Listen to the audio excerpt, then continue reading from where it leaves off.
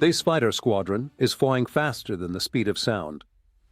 These pilots engaged in combat miles above the Earth. It was a truly fantastic concept. But when the first F-100 Super Sabres were delivered to the U.S. Air Force in 1953, that fantasy became a reality. Until then, the only planes to have broken the sound barrier were experimental test aircraft. With the arrival of the F-100, the age of supersonic air combat had truly begun. Their arrival wasn't an uneventful one. New planes set two records, the last subsonic world speed record and the first supersonic world speed record. After 4 years of development, the F-100 ushered in a new era. Ahead lay a long, tumultuous career that would be marked by distinction and marred by crashes and controversy. Overcoming the sound barrier was a landmark achievement, and the F-100 marked the dividing line between the first and second generation of jet fighters. Because the Air Force was just reaching the 100s to give as new plane designations, the first assortment of supersonic aircraft were known as the Sentry fighters.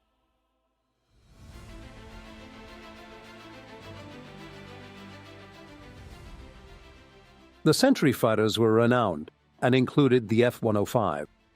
But it was from the cockpits of the F-100 Super Sabres that the Thunderbird pilots would eventually choose to perform their aerobatic magic. The plane had its problems, including landing characteristics that were more like a controlled crash, but in flight, its responsiveness and reliability won the affection of the most critical of pilots.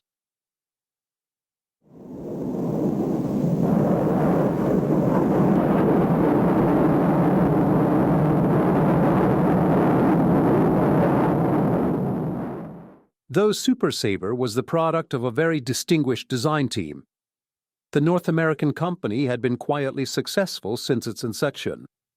There had been no upheaval in the company since 1935, and within this stable atmosphere, the designers were encouraged to probe the cutting edge of aviation development.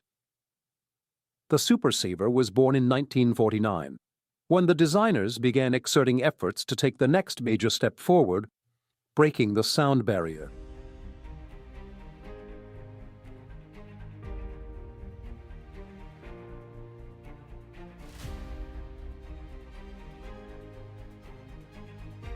By the time the F-100 was developed, North America prided itself on having built the greatest fighters of World War II and Korea.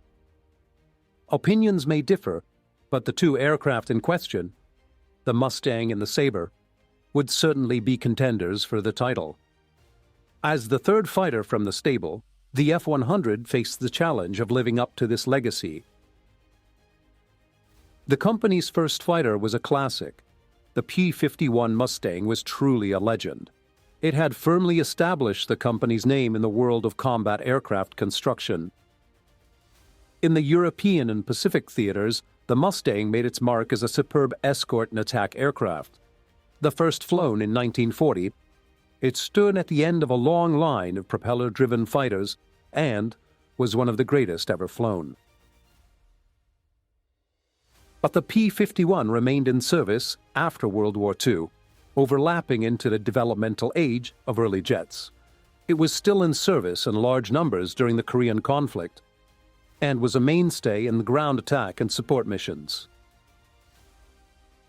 North American built over 16,000 P-51s. This massive success with their first fighter project served the company well. It established them as a producer of the first-class fighters, chilled the company coffers, and set them up to make their next series of design studies. North American was ready to step into the jet age. It did so with two new planes, the FG-1 for the Navy and the F-86 for the Air Force. By far, the more successful of the two was the Air Force F-86, thus Sabre. By this time, the company was so confident that the F-86 was delayed for over a year, as the company designers sorted out the problems of giving the plane swept wings and a tail. North American stability and prosperity allowed for that kind of risk-taking. and the resulting aircraft richly repaid the company's investment and patience. Sabres went into mass production in 1949, arriving just in time for their baptism by fire in Korea. The F-86 first went into service in Korea in December 1950. By that time, the Air Force had to run into stiff opposition from MiG-15s, which were also clearly outperforming their American jets. In mortal struggles over the Korean landscape, the newly arrived Sabre established combat superiority over the Russian plane. Better training and tactics, along with technology, for what really carried the day.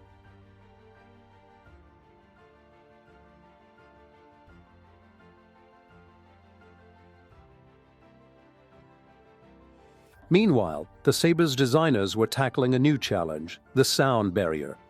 Work commenced in 1949 and progressed rapidly through 1950.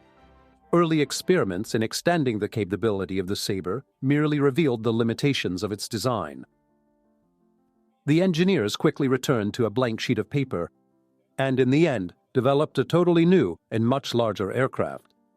In January 1951, the Air Force gave the nod to this new design.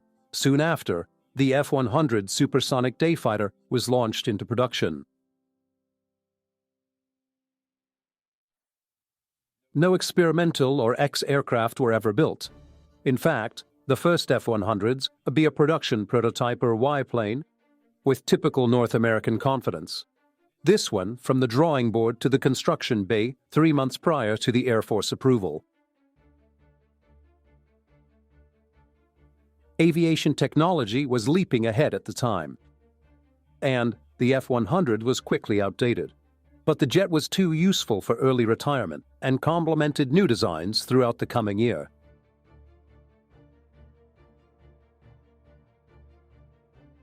The Sentry fighters were the core of the U.S. air power for many years. They represented an enormous commitment to advanced technology and immense capital investment. Their development was a construction and reflected revolutionary advances in aviation theory and practice. They became the testing ground for innovations in many fields: aerodynamics, materials, methods of machining and construction, engines, avionics, navigation, and fuels. All the changes were unlimited to technology. There was also a revolution in tactics and arms. Chief among these were developments in missiles and nuclear weapons.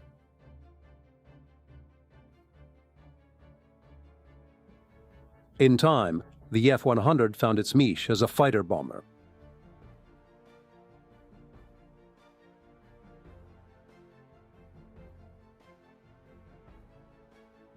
At the outset, it was designed as an air superiority fighter, but soon gained multi-role capability.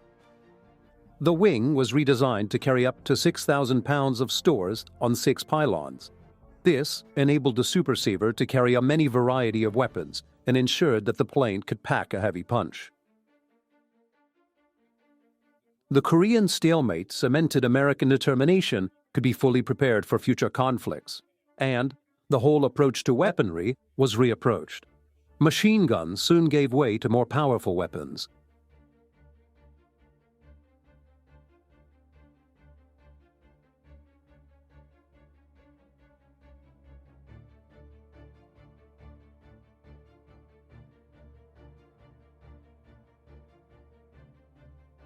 Some theorists predicted that the unguided bomb would soon be replaced by missiles. The idea spread, and a number of F-100Ds were altered to accommodate the bullpup tactical air-to-surface missile.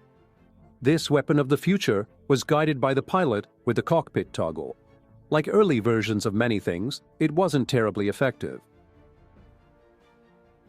Experience would show that the unguided bomb held a considerable cost advantage over complex missiles. The new weapons also proved to be too expensive for widespread use. Still, the relative accuracy was considered essential in some combat situations.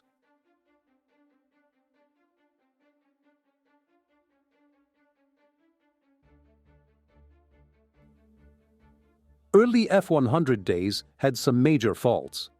In part, these were due to design changes, ordered after the initial contract had been signed during 1952.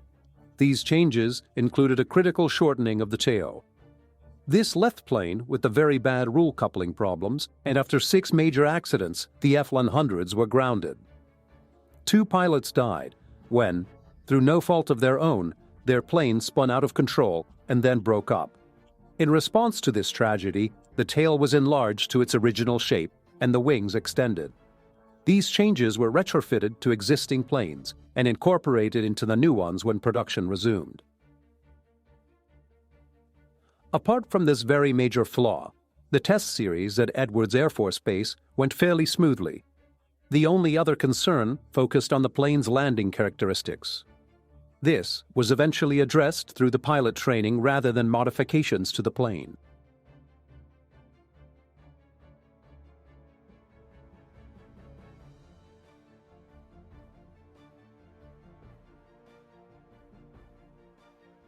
Experiments in zero-length launch were also conducted at Edwards.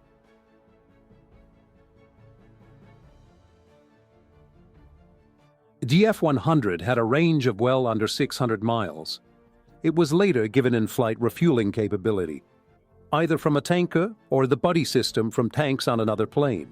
As a result, it became capable of extended patrols and long-range strikes.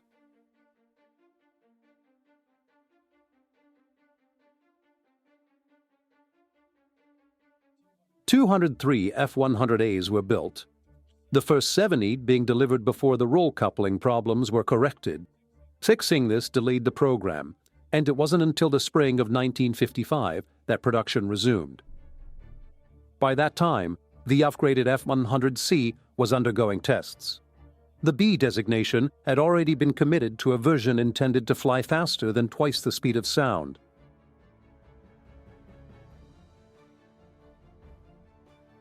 Design problems were limited to the potentially fatal control losses experienced at high speeds. At low speeds, the plane could also be very unforgiving. Here, a pilot realized that he has undershot his landing point and frantically attempts to put his plane back up. In opening his throttle too fast, he included a compressor stall and then, in a series of overcorrections, fatally compounded his problem. This incident was not unique, and the term saber dance gained a new and darker meaning.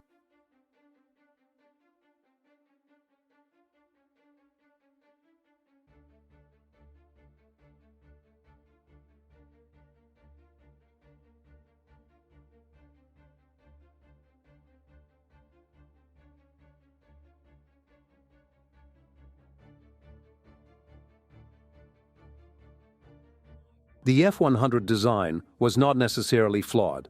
The problem stemmed from the plane's purpose, which was to go fast, and many of the characteristics essential in going fast inhibit low speed control. The F-100 stalled at around 150 knots. It was sluggish and unresponsive anywhere near that lower speed. The pilot's forward view was seriously obstructed. The throttle of a slowed-down Sabre jet was touching, and landings were never simple.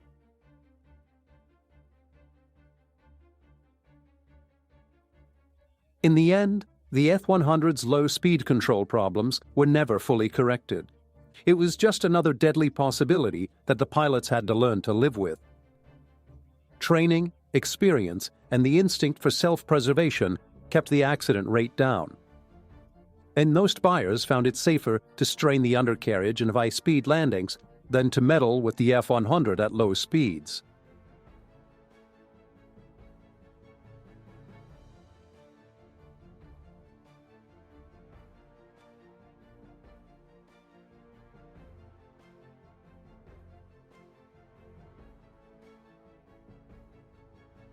The Super Sabre embodied the demands of supersonic flight, from the sharp lips of its air intake to the sweep of its wings.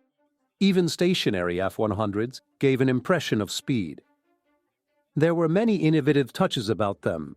Fully pivoting slab horizontal tail surfaces were positioned as low as possible on the flattened belly of the fuselage. There were no outboard flaps. Instead, a system of leading-edge slats were employed.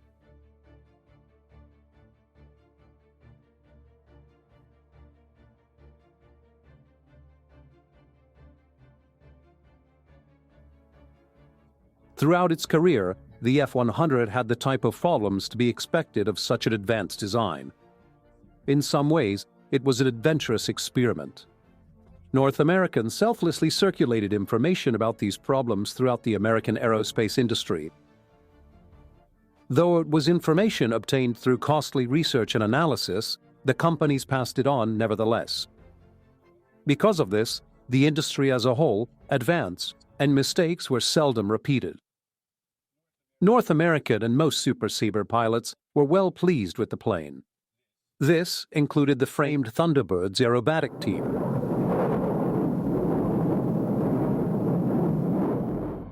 This loyalty went very deep. Once, they were issued replacement F-105s, and finding these not up to par, promptly returning them to their Super Sabres.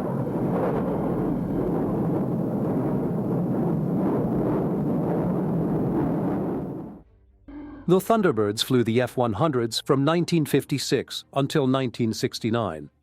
They started with the first 6 examples of the C model and stayed with the F-100 from then on. Needless to say, they came to know every virtue and every vice that the aircraft had. Okay, Thunderbirds, let's do a loop. Play the deck. Nose coming up. Okay, and with a pull.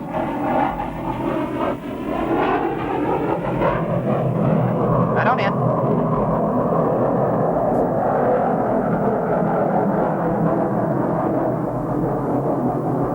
Topping the loop now, ease it off. Let it float a little. All right, back in with the pull.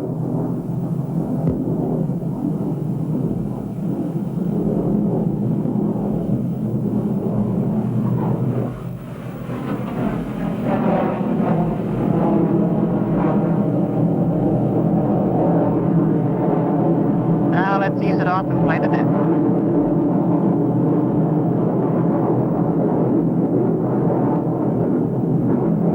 Smoke off now.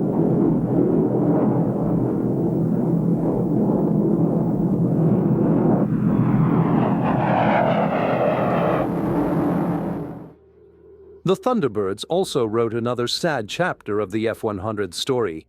After a crash, during one of their air shows, investigators turned up fatigue problems in the wings of the plane. It is suspected that some of the Super Sabres that went down in Vietnam may have lost due to the same flaw. This diagnosis led to immediate remedial action, saving other pilots from a similar fate.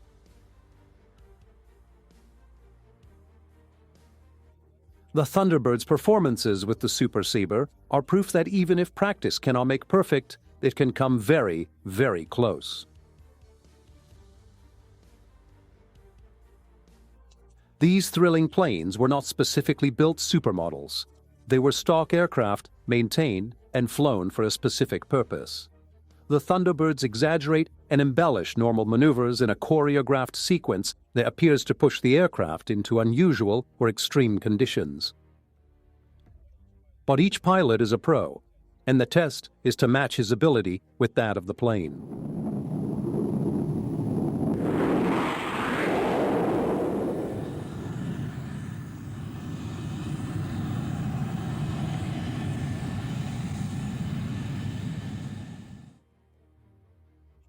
Because of the high accident rate, a 2-seat version, the F-100F, was developed to familiarize pilots with the plane. This effectively transferred the bulk of the accident rate onto the trainers. The F model suffered heavily. Over 1/4 of them were lost in non-combat mishaps.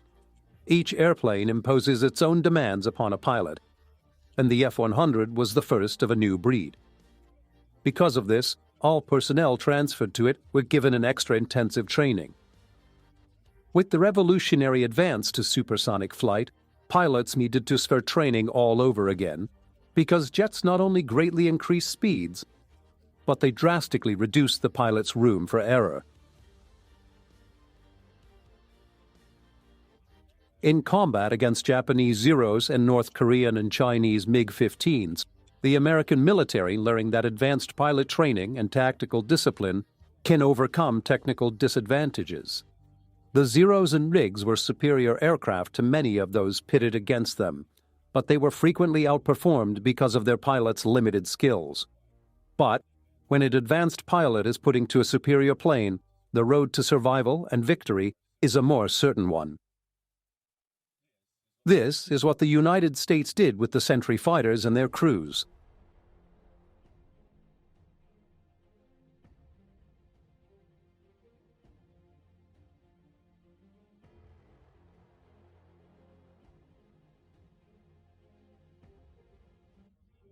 Korea had taught many lessons about area warfare. It was learned that strategic campaigns aimed at destroying an opponent's means of production were sometimes of dubious value, especially if your opponent didn't have the means of making war, but rather relied on an outside supplier. It became confident that there was a vast gulf between world war and limited war. In a limited struggle, aerial warfare became a matter of maintaining air superiority, interdicting the enemy's supplies, and supporting ground troops through battlefront strikes.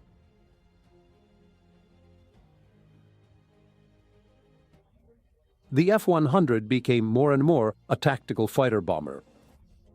There were faster interceptors and more extensive Mach II long-range strike aircraft, but the Super Sabre became the primary battlefield support weapon.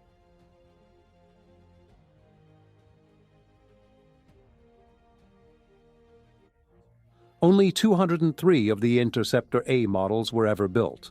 The following C model was a fighter bomber, and 476 of these appeared. The fully dedicated attack version, the F-100D, was built in far greater numbers. 1,274 were produced. The C and D models were out-and-out attack aircraft. The combination of high-speed landing and considerable bulk made the F-100 difficult to stop on landing. If the landing chute blew out, the pilot was set for a very long roll. Most of the planes of the era suffered the same problem. It relied on long concrete runways. It was just another thing that the fighter pilots at the time had to accept as a part of the job.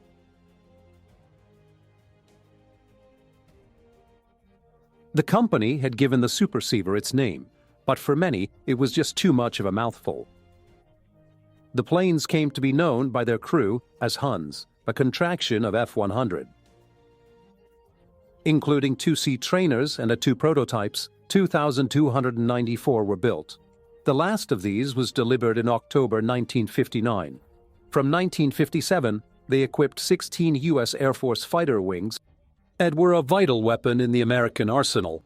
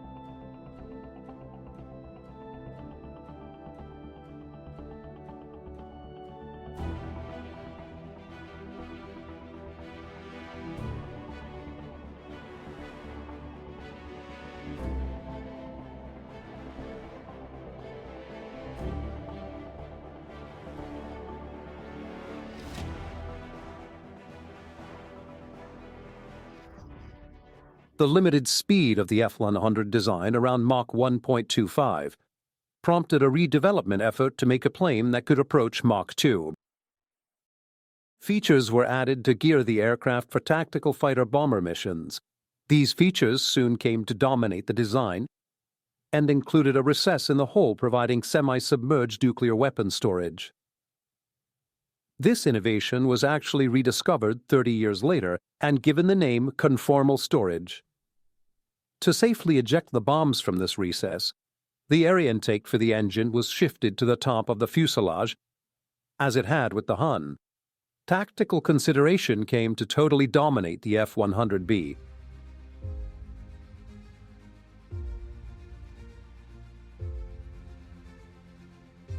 Air Force approval to proceed with the design was given on June 11, 1954. This was followed a month later by the issue of a new designation for the aircraft. The F-100D became the F-107. By that time, the changes had become so radical to the F-107A, really little had left in common with the Hun. The fuselage, in addition to its short, thin intake, was 50% longer than the 100. Like a Super Sabre, the F-107 featured many innovations, including an all-movable vertical tail surface, invariable air intake ducts. The plane had also a multitude of built-in equipment, including chaff dispensers, radar beacons, maneuverable autopilot, and computerized stability augmentation. With this avionics package, the F-107A was really a leap into the future of the electronic development. The first F-107A took flight on September 10, 1956, at Edwards Air Force Base. The test series went ahead. Though there were some minor problems evident, North American was increasingly confident that it would all be a hot seller. The 107 was in competition with the Republic F-105, which appeared to be encountering developmental problems and wasn't ready to fly. The fly-omps were postponed.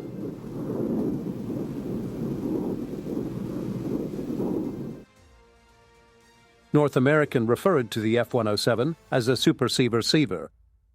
The biggest worry was that once the 107 won the contract, construction would go to Republic, whose factory had no work of its own. Despite North American's confidence, the decision when announced came down on the side of Republic's F-105. Now, it was obvious that the F-107 would never be built in its numbers. An initial 33 examples had been contracted, but the only 3 test aircraft were fully built. The F-107 was left with the bitter consolation of being one of the best planes not to win an Air Force contract.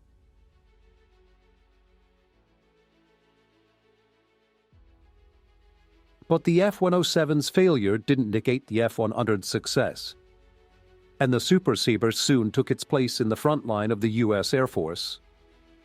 The late 50s and early 60s was a time of peace, and North America took the chance to refine the plane.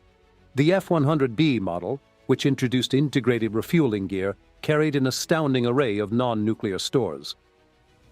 Over 75 weapons, bomb racks, ECM pods, and launchers for rockets, mines, flares, and sundry other attachments were compatible with the plane. The D had a number of significant adjustments, including the landing flaps, greater wing area, and a taller tail. Over the years, the C and D models appeared in a number of many variations. With some different cockpit layouts, 148 D models were even equipped with zero-length launch. In 1962, an extensive program was begun to standardize the existing Huns. The program took until 1965 to complete, with an average of 60 days spent to modify each plane. But after the refit, Tactical Air Command finally had what it wanted: a fleet of advanced combat-ready F-100s.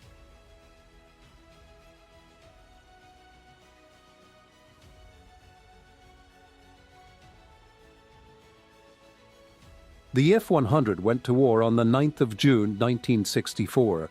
Sent to strike a target in the tiny nation of Laos, 8 pilots flying F-100s attacked a path to Laos stronghold at a reprisal raid. This was a retaliation for the shooting down of a Navy reconnaissance plane. It would only be the first of hundreds of missions flown over Southeast Asia, where, time and time again, the plane would prove its worth in battle.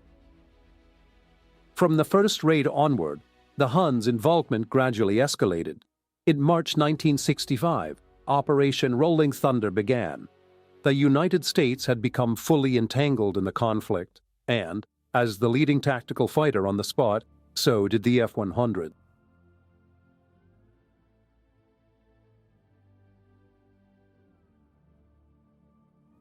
Vietnam lacked landing fields of jet-powered aircraft, and the U.S. rapidly began building new installations. These included new bases at Avionics, Sen Rang, Phu Quoc, and Tua. All would see immense Super Sabre activity in the years to come. At many locations in Vietnam, pairs of 10,000-foot runways were built together with accommodation, administration, and maintenance facilities. In terms of modern airfields, South Vietnam became one of the most richly endowed nations on Earth.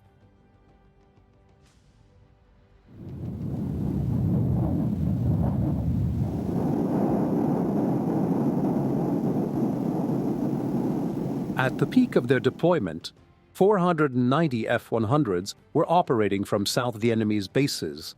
Other units were stationed in Thailand. Aircrafts and units were rotated so that the most of the Air Force's Sabres saw action at one time or another.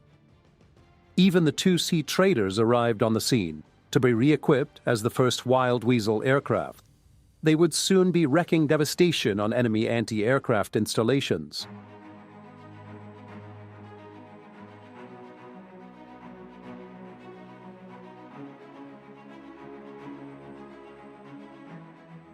In 1966, the base at Phan Run was one of the first to receive an all F-100 fighter win.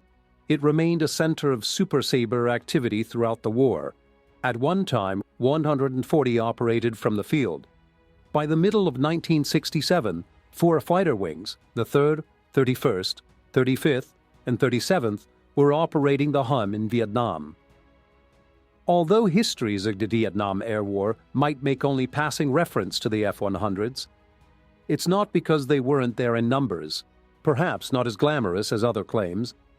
Their contribution to the war effort was irreplaceable. In long-range strikes against North Vietnam, the Super Sabre's weakness became evident when compared to the newer F-105 and F-4. In such company, the F-100 was definitely outclassed. However, the F-100 served admirably as the aerial artillery so desperately needed by U.S. ground troops. At times, this was the most important test performed by the Air Force, especially to the grunts toughing it out below. To the F-100s operating with forward air controllers or FACs would drop their loads with devastating effect. Their missions can be described simply: briefing, takeoff, refueling, flying to a set of coordinates, rendezvousing with the FAC, locating and attacking targets, finally heading back to the base for more ordnance. A clinical description for what was a devastating endeavor. Pattern of the missions was repetitive, and those missions were flown in vast numbers. As early as 1969, the 4 wings stationed in South Vietnam had flown more combat missions than the combined total of the thousands of Key 51 Mustangs engaged in World War II.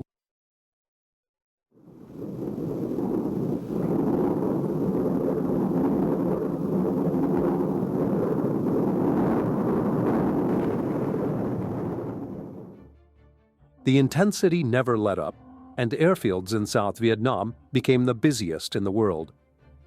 In January 1967, figures for the base at Vienna's showed 65,000 takeoffs and landings. This translates to 1 every 42 seconds for 31 days. Many of those were F-100s. In light of this, the word busy takes on a new and fuller meaning. As soon as the plane arrived back at base, a de-arming crew cleared the guns and reset the safety pins. Only then could the flurry of maintenance, fueling, and rearming begin. With the crew chiefs checking and rechecking the plane during the process, they were quickly readied for the next action. In practice, the Huns would fly 2 missions a day. Operational readiness figures achieved by the F-100s in Vietnam sometimes registered above 95%, which was a credit to the planes and their crews.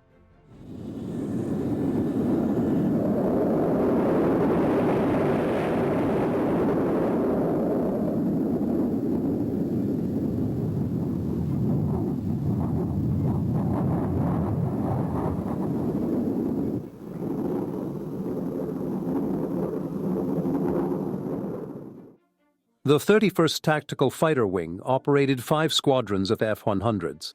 This meant that its base, Tiwa, had the highest concentration of Huns in South Vietnam. In addition to its 3 regular squadrons, 2 Air National Guard squadrons were attached to it.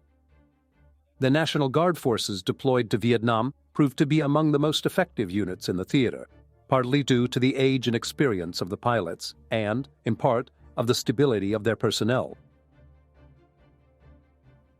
These squadrons shot down the old flying club image of the Air National Guard. Instead, they proved to be a strong, invaluable reserve. After their performance under fire, the F-100s phased out of Guard service were replaced with brand new aircraft. In earlier days, they would have been issued hand-me-downs from the regular Air Force. In fact, General George Brown stated that the best 5 F-100 squadrons in Vietnam were National Air Guard units. These 5 included the 2 Guard units attached to the 31st Wing, Atwila, the 136th from New York, and the 188th from New Mexico.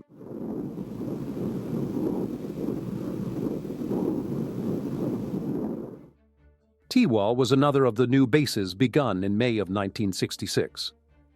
By November of that same year, F-100s were operating from the airstrip there.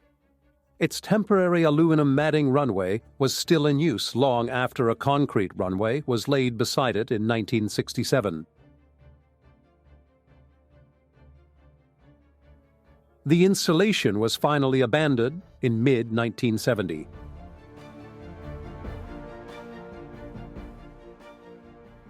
With its seemingly endless rounds of raids of replenishment, the activity of TWA wasn't much different from the other F-100 bases of the war.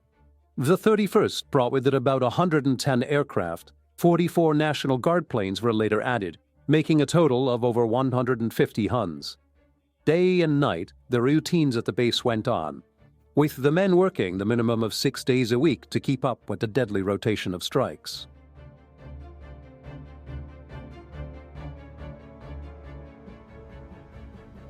By the time a plane was ready for its mission, it would be loaded with fuel, ammunitions, and stores to the point where a pilot needed every inch of the airstrip just to take off. Tuy Wa's runway faced out to sea, and, with mountains at the other end of the strip, most landings and takeoff went over the beach. The view may have been nice, but variable sea breezes averaging around 25 knots and blowing across the runways tended to complicate matters.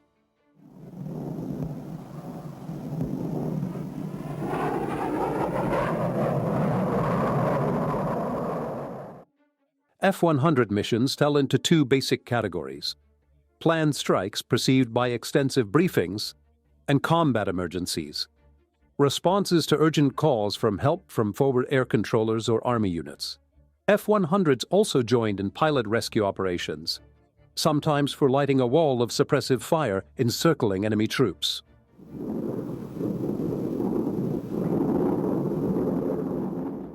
The aircraft was fast, and its bases were spread over all of South Vietnam. Planes would often be in the air and over a target within minutes. Sometimes, the men on the ground would call down strikes at only 50 yards from their own positions. This is a tribute to the planes and their pilots, because the grunts on the ground would have to be far more wary for any calling of help, if the Super Sabres hadn't established a solid reputation for getting there fast and hitting only what they shot at. The need for an extreme accuracy in supporting ground troops was an additional and not inconsiderable burden on already tense pilots. Vietnam was a major testing ground for U.S. military hardware, and some of it turned out to be terribly inadequate. The Bullpup missile was a case in point. Against entrenched targets, the Togo-controlled Bullpup wasn't much more than a nuisance, even if their aim was true. And they were less than a total success against reinforced bridges, which were just the kind of target most likely to justify their expensive use. They may have represented the cutting edge of technology one time, but in battle, they proved to a lack of cutting edge of their own. Some of the smart weaponry that showed up later was far more effective and represented a revolution in weaponry that few could have envisioned.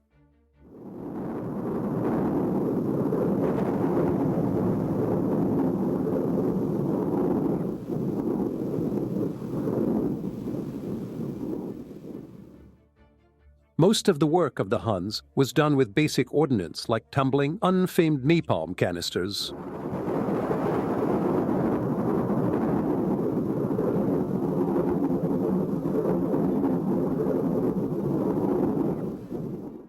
And 500 and 750-pound iron bombs of World War II design.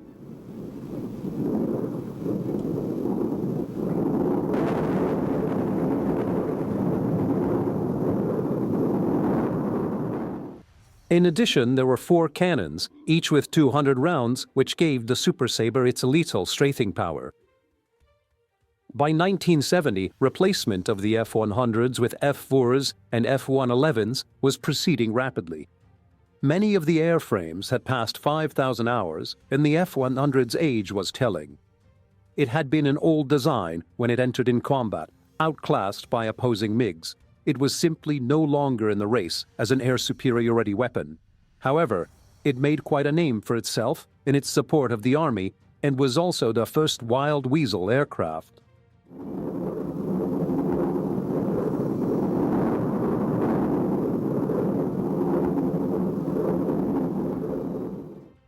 As the war drew to a close, the F-100s left Vietnam, unit by unit. The last of the 35th Tactical Wing F Thang Reng disappeared in July 1971. Huns flew 360,283 sorties in Vietnam, more operational sorties than any other type in that war. 243 of the planes were lost, 198 of those in combat. The majority of the F-100s used in foreign air forces were second-hand. In 1958, the French were the first foreign country to receive new Super Sabres. They operated 100 of them, with 15 of the F models and 85s. These remained in French service until 1980. Denmark also had 3 squadrons of Huns and operated them until 1982, and Taiwan received and operated second-hand A models which were later upgraded. By far, the largest customer for second-hand Super Sabres was Turkey. Out of the over 300 eventually purchased, the Turks reportedly still have some F-100s in storage, but generally, the Super Sabre wasn't a great foreign sales success for North American. And, with the failure of the F-107, they were left without any fighter contracts whatsoever.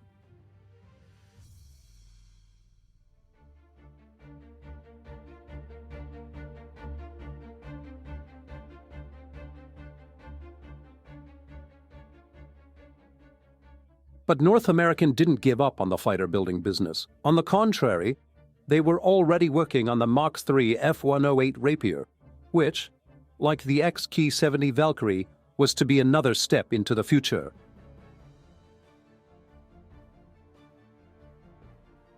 In June 1957, the company was given a contract to develop a proposal that had been initiated in 1955. The plane envisaged would be an interceptor capable of operating at Mach 3 at 70,000 feet. It would have been able to fly 1,000 miles from its base, launching a missile and be back home and on the ground in half an hour. The aim was to destroy incoming missiles or bombers far out at sea.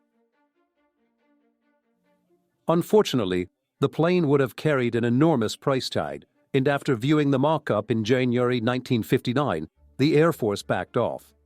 On September 23, 1959, North American advised of the Rapier program's cancellation after only 3 generations, all of which had been illustrious ones. The company's days of fighter construction were at an end.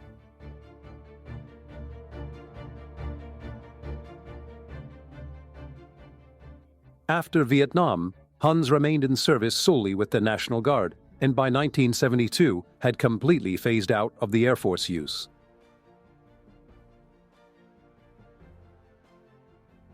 But almost no low-time planes were left. Having become a relic, they were gradually phased out. They had been with the Guard for over 21 years, and several pilots had logged over 5,000 flying hours in them.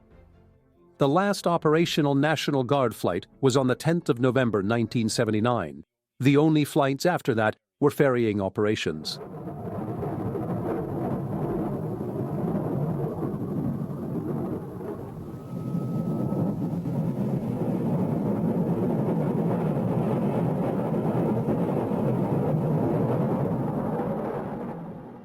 The F-100 is now a thing of the past. It was the product of an experimental age and bridged two separate eras between 1949 and 1979. A lot had happened in aviation. The plane had gone from the world record holder to a non-contender even before its production cycle was over. And although it had no fancy avionics, pilots grew to learn it both for the plane it was and for the hard lessons it taught them. Among old Hun jockeys, there is little dissent about what it's worth. At one time, the subject of considerable doubt, the Super Sabre ended its career with a proud reputation, and with the distinction of its performance in Vietnam. That reputation is sure to live on for a very long time. The origin of the Vigilante program can be loosely traced to an event that would become America's answer to Pearl Harbor. On the afternoon of April 18, 1942, Jimmy Doolittle and his crack volunteer group prepared to embark on a surprise attack on Tokyo. This was no ordinary air raid. The attack was to be carried out by 16 Army Air Corps bombers. As the carrier plows through heavy seas, one bomber after another soars from the flight deck, pointed for Japan.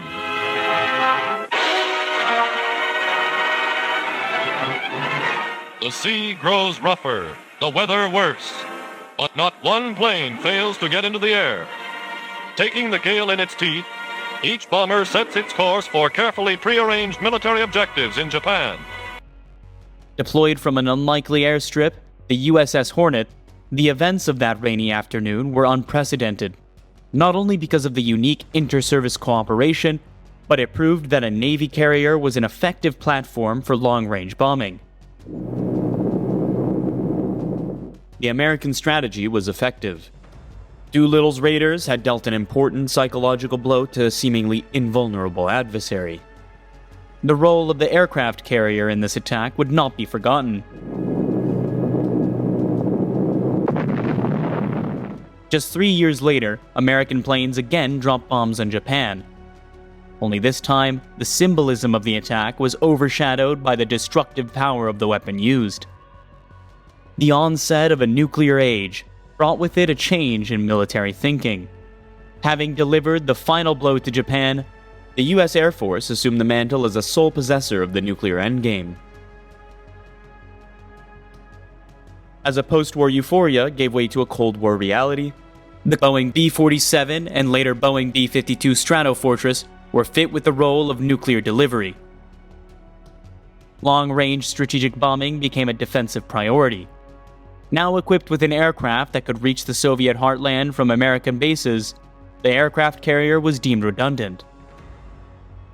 Struggling to find a role in the era of the strategic bomber, the Navy put forth a nuclear-capable aircraft of its own.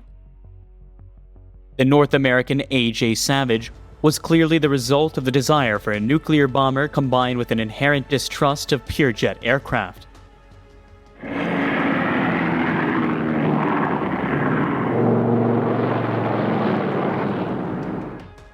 The two propulsion engines provided the security of low-speed carrier operations, while a single jet engine mounted in the center of the fuselage provided the speed, with two turning and one burning. The Savage was a clever hybrid. However, by the time it reached the carrier decks, it was already becoming obsolete. By 1949, the Douglas Company had begun developing its jet-powered follow-on, the A-3D Sky Warrior. When the Navy ordered the Douglas Sky Warrior in 1949, it was clear that pure jet propulsion was gaining thrust aboard carrier decks. Like most early nuclear bombers, the Sky Warrior was a massive plane. 76 feet in length and 72-foot wingspan made it the largest plane ever to be deployed from the deck of a carrier.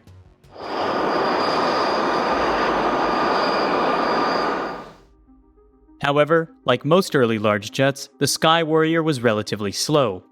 Unable to reach supersonic speeds, it was deemed vulnerable to rapidly improving Soviet air defense. Because of its sheer size, the Sky Warrior was disliked by deck handlers. The absence of an ejection system was unsettling to its 3 crew members. In fact, Many pilots joke that the 3D stood for all three dead.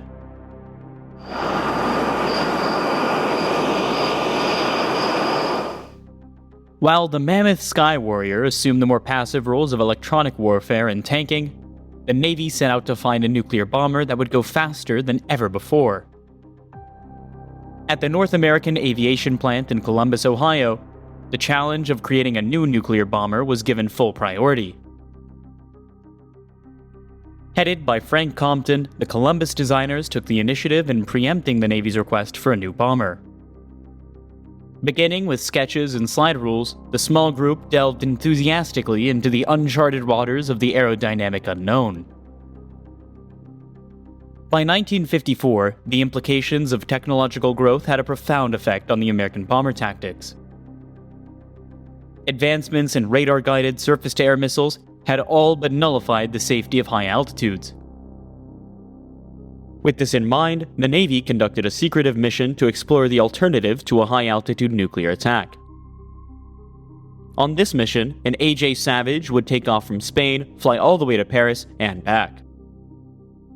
Under the French radar, the plane was never detected.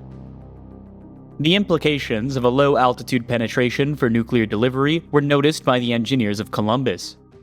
This low-altitude requirement was not incorporated into their initial design, which was dubbed the North American General Purpose Attack Weapon, or NAGPA. We initially designed a low-altitude version with all of the systems in it, the inertial navigation, the automatic systems, we had the rocket engine in it, and all of those things. And we called that the NAGPA, and that was presented to the Navy in 1953. So the Navy studied it. It was our own unsolicited proposal, and they thought, well, that's a good idea to do all of those things, which we ended up doing in the Vigilante, but they said, how about making it supersonic? So we packed our bags and went home for about a year, and then came back with a supersonic version, which is the present-day Vigilante. The North American design was dubbed the A3J. The intended role of the A3J was simple.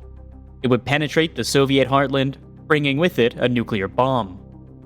Its blazing speed would be the key to its survival. The quest for higher speeds resulted in an airframe like no other at the time. North American test pilot Ed Gillespie remembers his first impressions of the Vigilante. In those days, we always felt if an airplane looked good, it was going to fly good. Well, the Vigilante certainly looked good. It looked like it was going Mach 2 and it was sitting on the deck.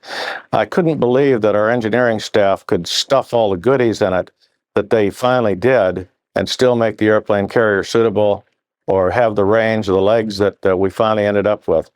But it was such a good-looking airplane, and it still is to this day, that you just wanted it. It was a Cadillac of the fleet. The Navy's requirements were stringent, to say the least.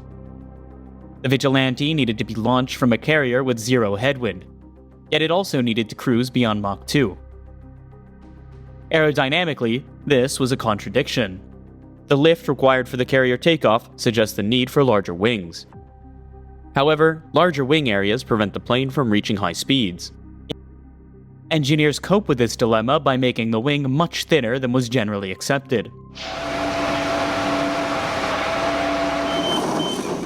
It was argued by some that the aerodynamic compromises put forth in the Vigilante were drawbacks created by an overly stringent Navy. After all, since the aircraft carriers are generally moving, it would be extremely rare for a plane to be catapulted with zero headwind. This requirement was later relaxed, but not until after the engineering staff had taken extraordinary steps in making a flexible airframe that would revolutionize the way military aircraft are designed.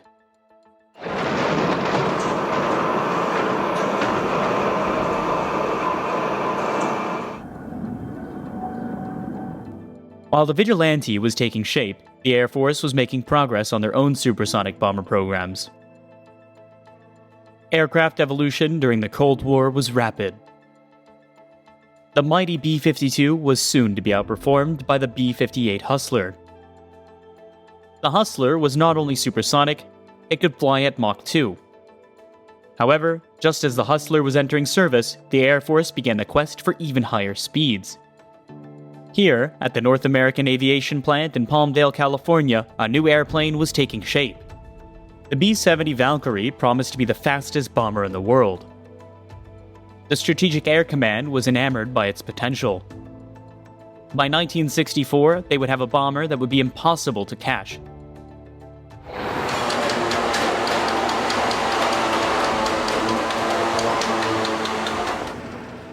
"9,000 miles away, the American bomber programs were already making an impression. The American pursuit of supersonic bombers posed a great challenge to the Soviet military. Soviet airspace was immense, and an unwelcome bomber could penetrate the vast areas for even the fastest Soviet fighter of the time to catch it. Soviet aircraft design. Back at the Columbus plant, the Vigilante was beginning to take shape. By 1958, it was clear that this plane was revolutionary. It was the first plane to fly by wire controls, the first to have a heads-up display, terrain avoidance, and a fully integrated inertial navigation, bombing, and electric warfare system.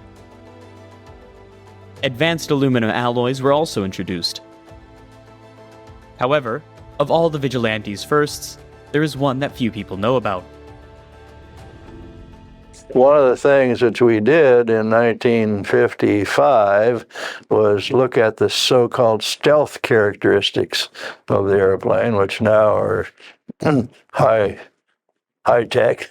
And we checked the airplane. We built a range out here on the airfield where we could put a model and we could rotate the model. It was a copper screen model, and impinge radar signals onto it and measure the feedback. So we would rotate the model, and we'd actually design the airplane so that its radar reflectivity was concentrated at 2 points off of each side of the wingtips. And of course, when you're flying by something, why, you get a flash, but you don't get a large response. So we actually designed stealth into the Vigilante. Despite differences in both culture and language between the United States and the Soviet Union, aerodynamics are universal.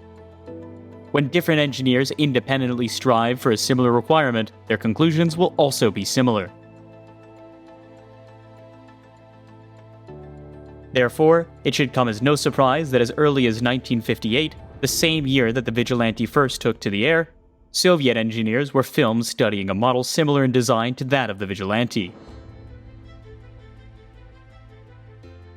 Despite the work done by Soviet designers on their own, it is likely that Columbus, Ohio frequently became the unofficial host of the KGB agents. It would be hard for them to miss the sleek American bomber sitting out on the tarmac. They could have stood out here on the airport and taken pictures of it in 1958 when we made our first flight. There's really nothing covert about the Vigilante as far as its being there, and certainly the characteristics of it were secret.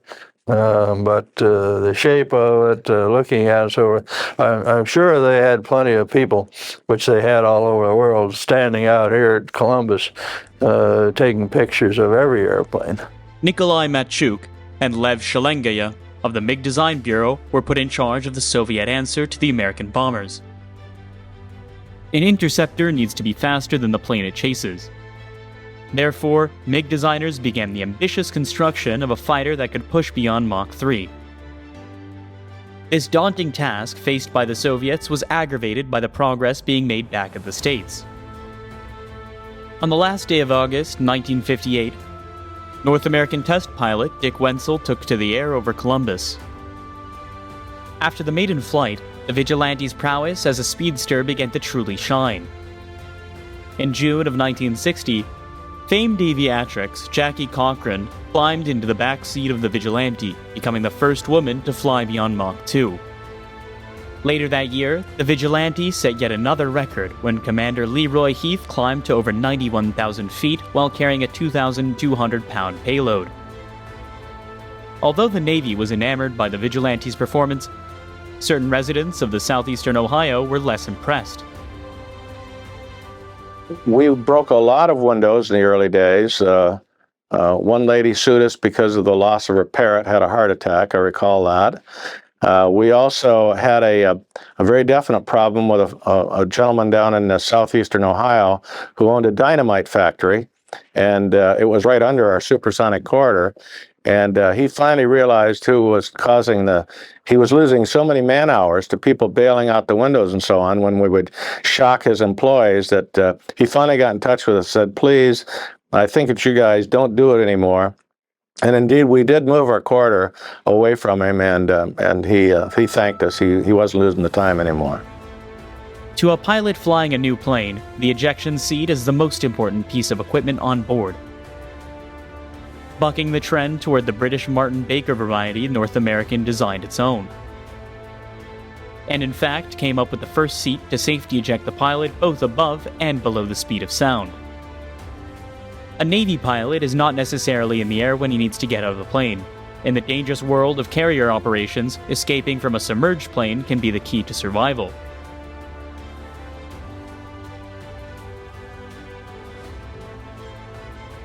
Dramatic footage shows both crew members successfully ejecting at zero altitude, however the system was not error-free. One time, I was flying at 42,000 feet on a first production flight, and a misrigged canopy, and this is the only time it ever happened, I might add, suddenly blew off. I lost my canopy at 42,000 feet at 1.42 Mach. And of course, it was stunned me. It just explosive decompression. I was alone. Explosive decompression. And when I realized, I thought I had ejected. But seconds later, I realized I hadn't. I throttled back, speed brakes out. My visor was down fully. My mask was on very tight. Of course, explosive decompression kicked it out.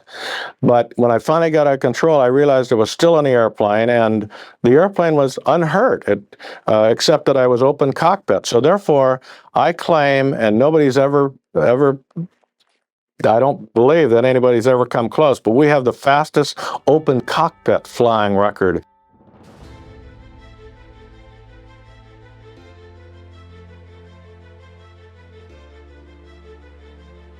At the beginning of 1961, 2 Vigilantes were moved from Columbus, Ohio to Kirtland Air Force Base to begin the program's most difficult and complex series of tests, bomb delivery. The method employed to release a bomb remains perhaps the most bizarre chapter in the Vigilante story. Instead of dropping bombs like a conventional bomber, the bomb was ejected straight out through an opening in the tail of the plane.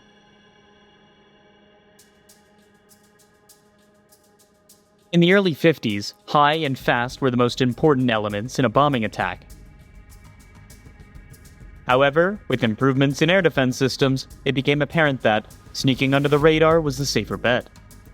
For pilots carrying a nuclear bomb, this meant learning some extraordinary tactics.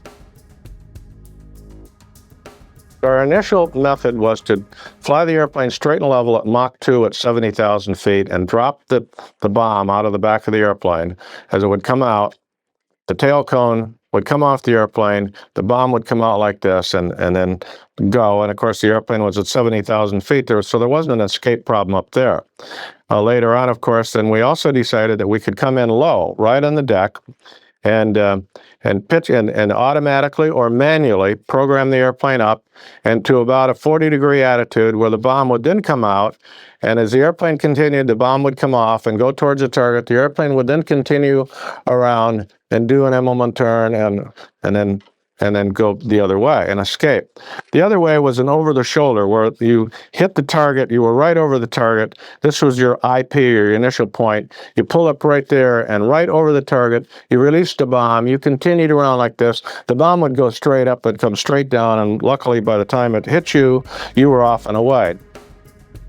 For pilots, these hair-raising maneuvers were taxing enough without having to worry about finding and hitting the target. This was a job for the Radar Attack Navigator, or RAN, who sat in the back seat. Responsible for target and checkpoint acquisition, terrain avoidance, and a host of other duties. The RAN is crucial to the mission. The fact that the RAN, or the radar attack navigator, was in a compartment completely isolated behind the pilot with no front view meant that you had to work very hard at coordinating the mission, getting your cockpit-to-cockpit chatter down to where it was both brief but informative. And as the navigator in the back would run sensors, navigate the airplane, the pilot in front is looking for visual cues and maneuvering the target in the end game. It was a wonderful experience to form the teaming that you saw between pilots and navigators. Before each mission, the RAN sets the course the pilot will follow en route to the target. Flying below radar means that mountains are as dangerous as the enemy defenses. This is especially true at night or in poor weather. Former Vigilante pilot Captain Joe Dyer is well aware of the importance of the man who sat behind him. Well, I think the RAN that is responsible for me being here today was made up for one of those lapses in attention. I was a young aviator. We were flying low altitude and high speed, and after a few hundred hours, you got too comfortable at doing that. And I was looking down at a chart or my kneeboard card. The nose of the airplane dipped a little bit. The guy in the back seat says, "Hey, Joe, watch your attitude." I looked down 50 feet. Recovered, nighttime, by the way. I gently recovered. Didn't say anything about it, but my knees were knocking in the front, and I remember thinking as we turned to the next target and the navigator was talking to me, "Gosh, you ought to be quiet. You know, you're almost dead back there." During an attack, checkpoints such as islands or mountains were displayed on a television system. Such checkpoints were used to ensure the pilot was keeping true to course. Because onboard radar defeats the purpose of trying to remain invisible, the navigator was given a state-of-the-art interior navigation system that provided him an accurate reading of his location, without betraying his position. To ensure that the plane was keeping true to its course, the navigator would occasionally flash his radar to verify checkpoints and correct any navigational error. Should enemy interceptors pick up the radar flashes, an electronic countermeasure indicator will warn the pilot of incoming fighters. It will then confuse enemy radar by emitting false information concerning the whereabouts of the Vigilante. Vigilante's problems were political, not aerodynamic. The Air Force had long argued that the strategic attack role was exclusively an Air Force mission. The Navy disagreed. By 1960, discourse over the Navy's role in the strategic mission had snowballed into the bitter inter-service, rivalry, and debate. The Vigilante was a casualty. The Air Force convinced Congress that the Navy shouldn't have a strategic mission, and so we converted the airplane from a 70,000-foot Mach 2 airplane very successfully to a low-altitude, long-range reconnaissance airplane. Enter the RA-5, R being reconnaissance. The shift from attack to reconnaissance took place just as the Vigilante was entering service with the Navy. The first Vigilantes were delivered to Naval Air Station Sanford in Florida in 1961. By January of the following year, they entered squadron service. During this period, the heated debate over whether the Navy should have a role in the nuclear deterrent cast a shadow on the Vigilante's long-awaited arrival into fleet service.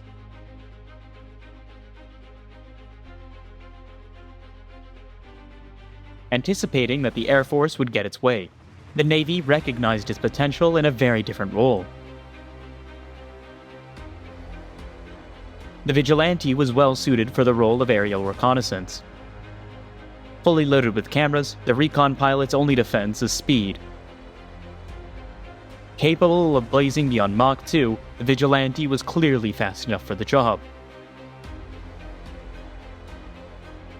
However, even more important than speed was the fact that it could be launched from a carrier. Unrestricted by the diplomatic and logistical problems encountered when operating from foreign airfields, the Vigilante gave naval intelligence an eye in all corners around the world.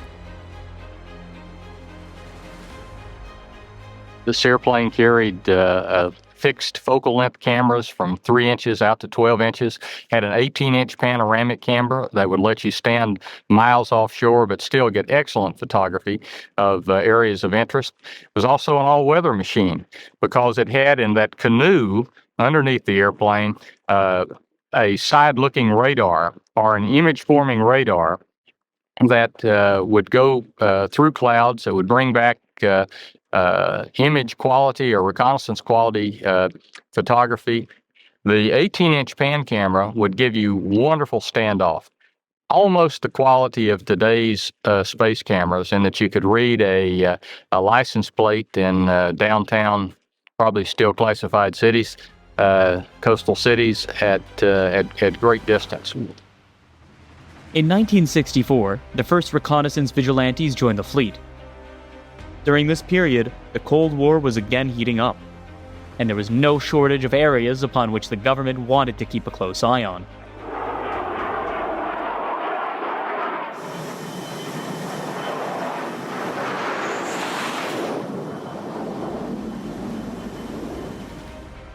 When the Vigilante returned to the ship, intelligence information recorded on tape and film are rushed into a highly specialized group of rooms several floors below the flight deck. This area, known as the Integrated Operational Intelligence Center, is where all the processing and interpretation takes place. The Vigilante pilots had three basic ways of gathering intelligence. One was to fly at very high altitudes to get a picture of activity deep within enemy territory.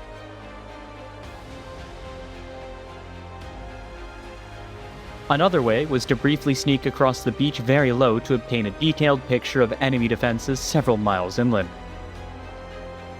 The third was a short-range beach reconnaissance to give details of possible landing assault.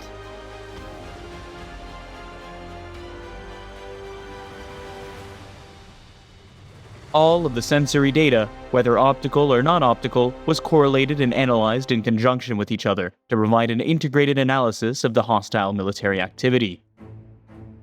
Such intelligence is then passed on to the air wing. From this information, tactical mission planning or orders of battle can be prepared and effectively carried out. If an airstrike is called for, the attacking planes will know exactly which targets to attack and which radar signature to jam. Active 3 miles, approaching like that. The information provided by the Vigilante is tactical, meaning that it gives a continuous and updated picture of the enemy during a wartime situation. Tactical recon was nothing new to the US Navy. During World War II, Navy Wildcats were fit to carry large cameras. Stationed at forward bases in the South Pacific, photo pilots flew over Japanese Hell Islands before an amphibious assault. Navy bomber pilots studied the photographs and picked their targets before setting on their way.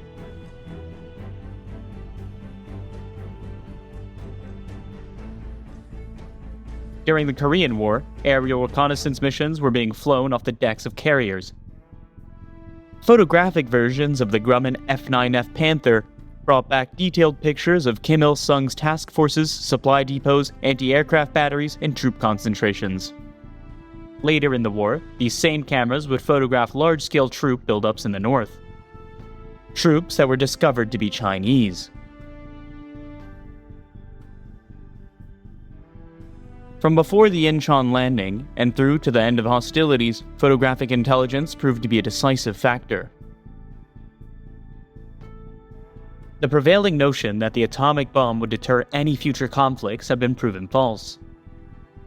The carrier emerged once again as the long arm of the US military, and reconnaissance planes became the eye of the fleet.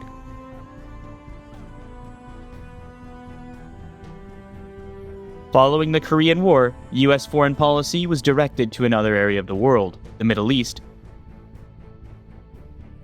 In July of 1958, civil unrest in Lebanon threatened the already precarious political standing in the region. Also, some 2,500 Americans were living in and around the Beirut area. In preparation for an amphibious landing, photographic versions of the F-9F Cougar took over the skies of Lebanon, bringing back detailed pictures of troop buildups along the Damascus Road leading from Syria. These pictures were then used to determine exactly where the Marines should come ashore.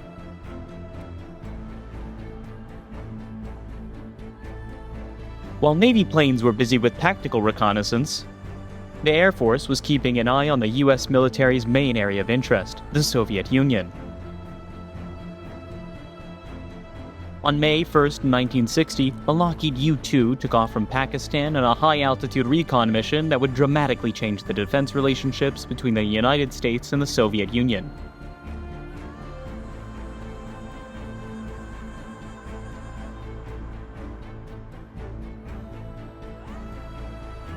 The U-2, flown alone by France's Gary Powers, never made it to Norway.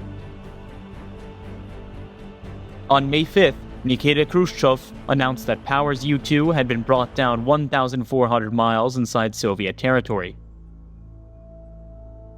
Khrushchev charged America with deliberate aggression and stated that the world could be pushed to the brink of war.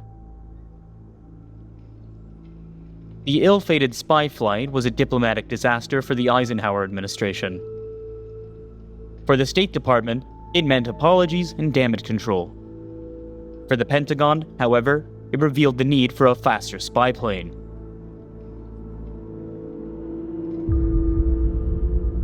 When the Central Intelligence Agency was in charge of strategic reconnaissance missions, the Vigilante was being readied for the entrance into the fleet. Its prowess in the areas of speed and altitude had not gone unnoticed by the CIA. After all, the plane had been initially designed to penetrate Soviet airspace with a nuclear bomb on board. If it could penetrate Soviet airspace with a nuclear bomb, it could certainly do so with cameras. New engines specifically designed to sustain the plane at a high-altitude supersonic dash were considered by both the Navy and the CIA. However, as the CIA project was still in the planning stages, a conflict in a different part of the world was beginning to boil.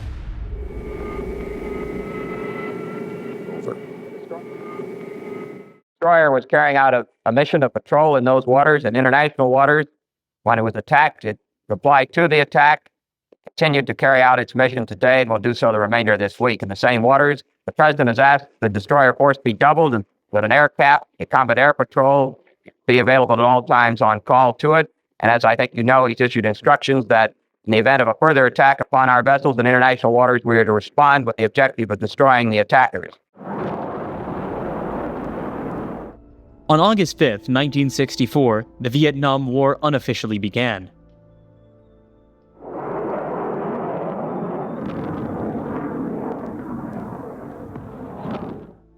Airstrikes targeted North Vietnamese fuel deposits, suspected military installations, bridges, and roadways. However, there was one major problem. Maps of North Vietnam were notoriously inaccurate. In some instances, these maps were as much as 4 miles in error. The problem this presented to American pilots is obvious. On the ground, American troops were forced to adapt to the guerrilla tactics they faced in both jungles and towns. From the day the first American soldiers set foot in Vietnam, it was clear that fighting such an elusive enemy would prove difficult. A decade of war had left the North Vietnamese well adapted to an ambush style of warfare. Inaccurate maps aggravated the problem for American soldiers. Errors up to 4 miles created confusion about the location of crucial landmarks like hills, rivers, and villages.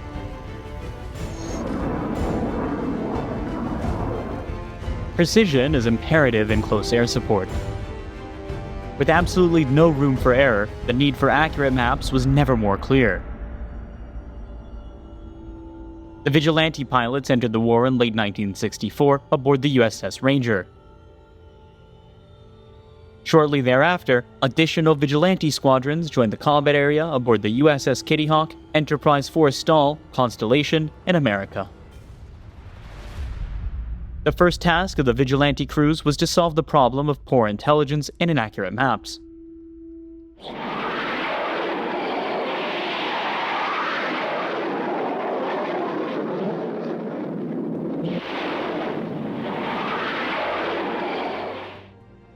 In just a 2-week period, the Vigilante collected the imagery of the entire Vietnamese area, providing the US military with reliable maps for the first time.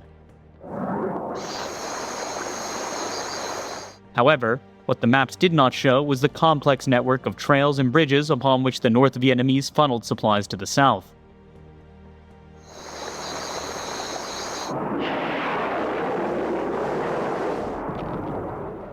The Ho Chi Minh Trail frustrated the American military.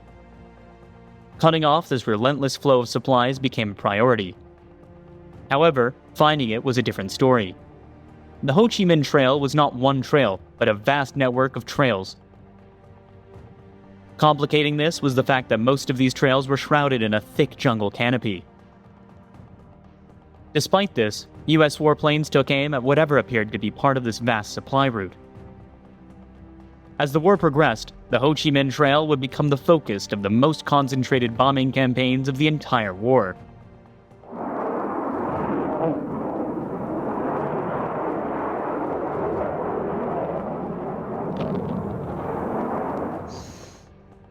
Despite the onslaught of bombs, supplies continued to pour into the south. In an attempt to reveal North Vietnamese supply routes, American planes began dumping massive amounts of what was then deemed to be non-toxic defoliant.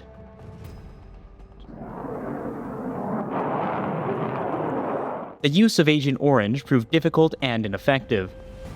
A much cleaner way of looking within the jungle canopy was carried out by the Vigilante.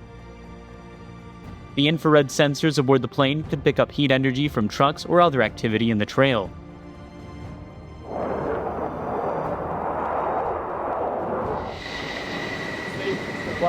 In the first months of the war, the Vigilante had earned a reputation as an exceptional recon plane. However, it had also established a less flattering reputation. Because of its sheer size and high landing speed, the Vigilante was notoriously difficult to bring aboard a carrier.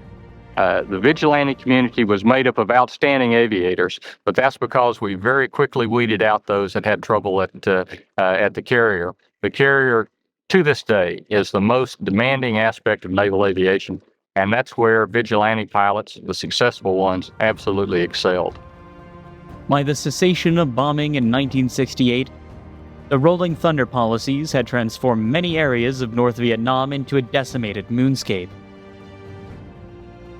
But the North Vietnamese proved resilient, as rebuilding commenced immediately when the planes disappeared.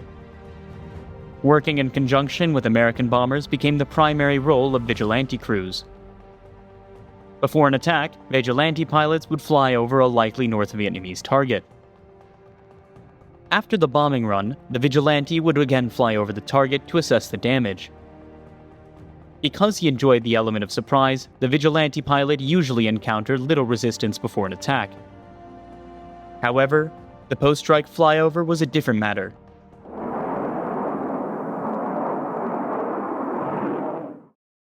Some of the airplanes in Vietnam were lost because their tactics were to follow up a bomb delivery mission with reconnaissance, and pretty soon the Vietnamese were smart and they knew that after they got a few bombs, they were also going to get a Vigilante. After a massive bombing raid, North Vietnamese gunners were ready at the trigger. In the north, anti-aircraft defenses were formidable. The sound of an American plane would cause the sky to erupt into a violent hail of artillery.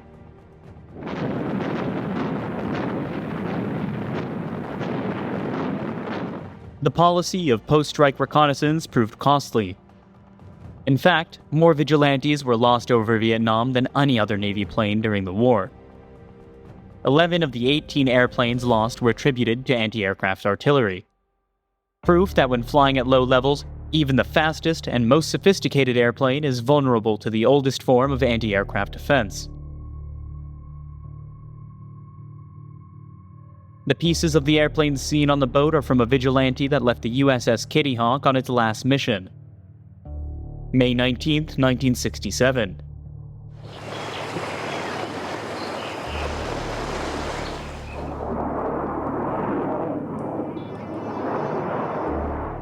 Vigilantes were flown off the decks of carriers up until the ceasefire in 1973. Designed to fly against the best Soviets had to offer, the Vigilante spent most of its career flying against a more ambiguous enemy over the skies of Southeast Asia. For American pilots, this was typical Cold War reality. During the brush fires and wars of containment that characterized the Cold War, the aircraft carrier was the strong arm of American foreign policy. For almost 20 years, the Vigilante was the eye of the fleet. And during this tenure, the Vigilante community developed a distinguished reputation. The Vigilante community really was just that. It was a small group of about a dozen fleet squadrons, one replacement air group, would service both East Coast and West Coast ships out of, first of all, Sanford, Florida. Then we moved up to Albany, Georgia, and finally down in Key West, where we finally wrapped up the show. But it was a small community in that everyone knew everybody, and we had our full collection of characters. We probably had a resident village idiot or two. We had bears with sore heads, but far and away, the community was made up of very, very professional people that epitomized what in the aviation business we call crew coordination. In 1979, the Vigilante retired from service with the Navy. Without question, it was the most effective and successful reconnaissance airplane ever to operate off the deck of a carrier. Even by standards extent, nearly 2 decades after its heyday, the Vigilante's level of performance remains extraordinary. The technological and mechanical sophistication introduced by its designers have left a distinct impression on modern aviation. One of the Vigilante's major design firsts were its horizontal ramp intakes for its engines. Such intakes are now commonplace on military planes.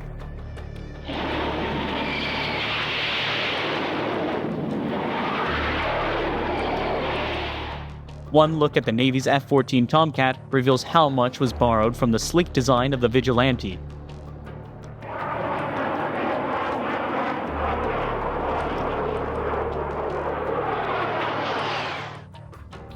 The Air Force's mighty F-15 Eagle has also borrowed heavily from the four-sided Vigilante designers.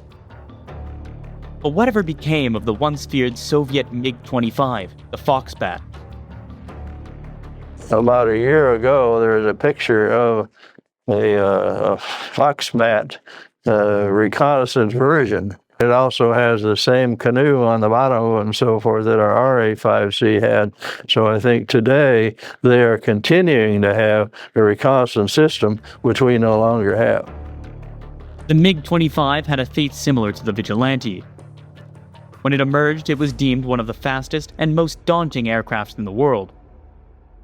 However, like the Vigilante, it was used most effectively when carrying cameras rather than bombs. When the Vigilante retired, with it went the Navy's ability to take an integrated picture of the battlefield.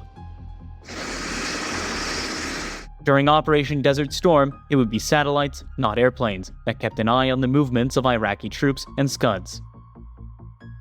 However, satellites have their drawbacks. Desert Storm, one of the big lessons learned, quote, was tactical reconnaissance.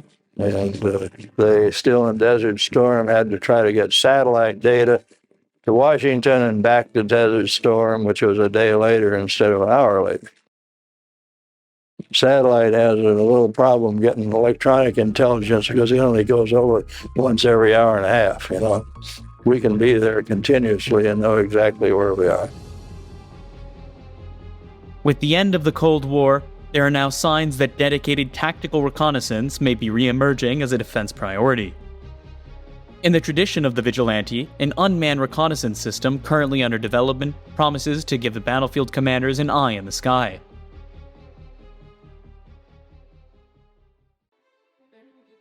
The design of the McDonnell Douglas F-4 Phantom II has surpassed 60 years. Initially intended for carrier-based operations, it swiftly evolved into one of the most significant land-based tactical aircraft in the Western world. Over 5,200 Phantoms were manufactured, and today they continue to serve in Greece, South Korea, Turkey, and Iran. Originating in the early 1950s as the McDonnell AH-1 supersonic attack aircraft, it transitioned in May 1955 into the F-4H-1 two-seat fleet defense fighter. With its Mach 2 Plus performance, the F-4 boasted an armament featuring 4 Sparrow air-to-air missiles, semi-recessed in the lower fuselage and complemented by a robust search and fire control radar. Thus, the F-4H emerged as the world's first fighter equipped with self-contained search and destroy capability.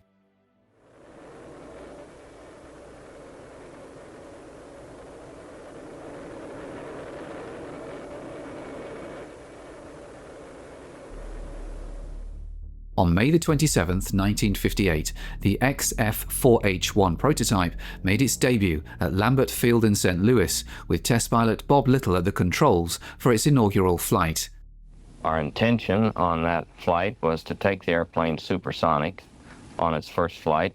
We had done that 4 years before in the F-101, and it was certainly something to be accomplished in the F-4. It didn't work out that way. Landing gear didn't come all the way up. And on that flight, a hydraulic system failed on takeoff, so had to bring the airplane in after about 20 minutes of learning how to fly it well enough so I could land it. Despite encountering challenges during its maiden voyage, as the XF-4H taxied alongside examples of McDonnell's other major fighter program of the period, the F-101 Voodoo, it became evident that the company had a triumph on its hands. The narrative of the Phantom also encompasses General Electric, which supplied the J-79 turbojet engine. In 1951, the company embarked on developing a new axial flow engine that aimed for low weight and excellent fuel efficiency at Mach 0.9, while still possessing the strength and thrust for Mach 2 performance. To accomplish this, the J-79 incorporated innovative design elements, notably the variable stator compressor with adjustable blades and an afterburning exhaust nozzle essential for lightweight and optimal performance at very high speeds. This nozzle utilized secondary air to regulate the expansion of the primary exhaust, also serving to cool the engine, thus obviating the need for costly metallurgical solutions. Mechanically interconnected, 2 sets of nozzle fingers dynamically adjust, opening and closing to shape the exhaust for optimal balance between thrust and fuel consumption across the engine's entire operating spectrum. This innovation results in a substantial 2/3 boost in thrust, albeit at the cost of exorbitant fuel consumption.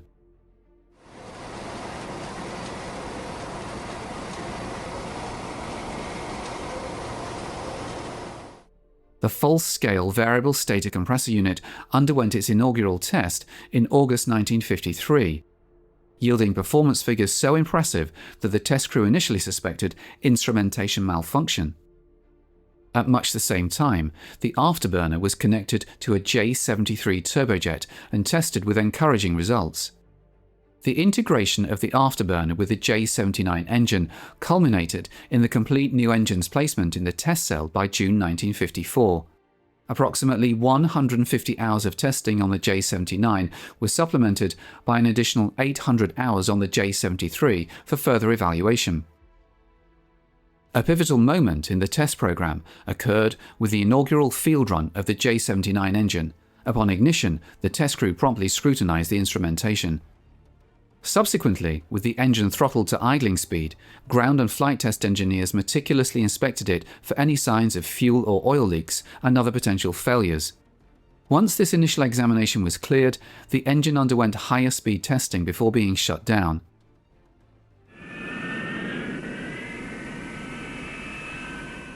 In May 1955, the groundbreaking new engine took flight, housed in a nacelle beneath the belly of a converted North American B-45 bomber.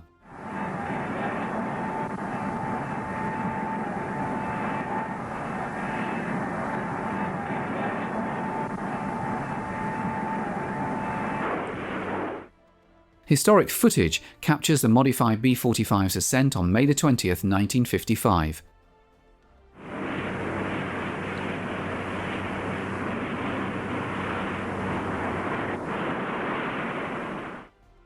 After the B-45 achieved stable flight, the J-79's nacelle was extended, facilitating initial test runs to confirm its capabilities in steady, level flight. Subsequent tests included air starts, essential for any advanced engine.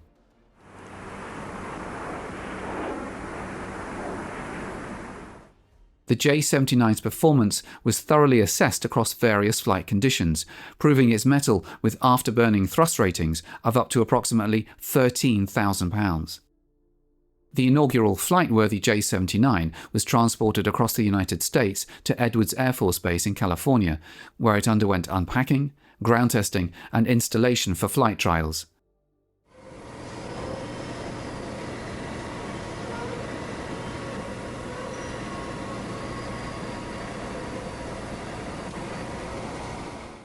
This process proceeded smoothly, with fuel, oil, and over 100 electrical connections established without major issues. The XF-4D-1, a prototype of the high-performance Naval Interceptor Skyray, was selected as the test aircraft for the flight trials.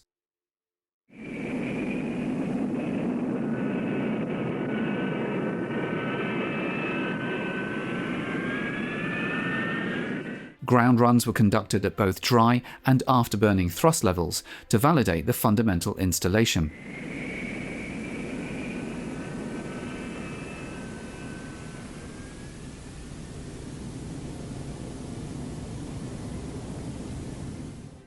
On December 8, 1955, under the command of test pilot Roy Pryor, the aircraft equipped with the J-79 engine embarked on its maiden flight.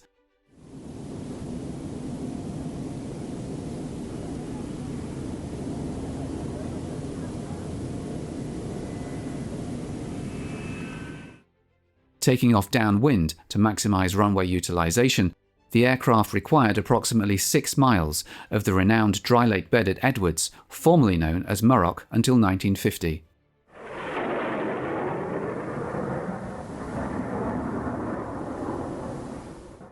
The flight encompassed a climb to 18,000 feet before safely returning for an evening landing.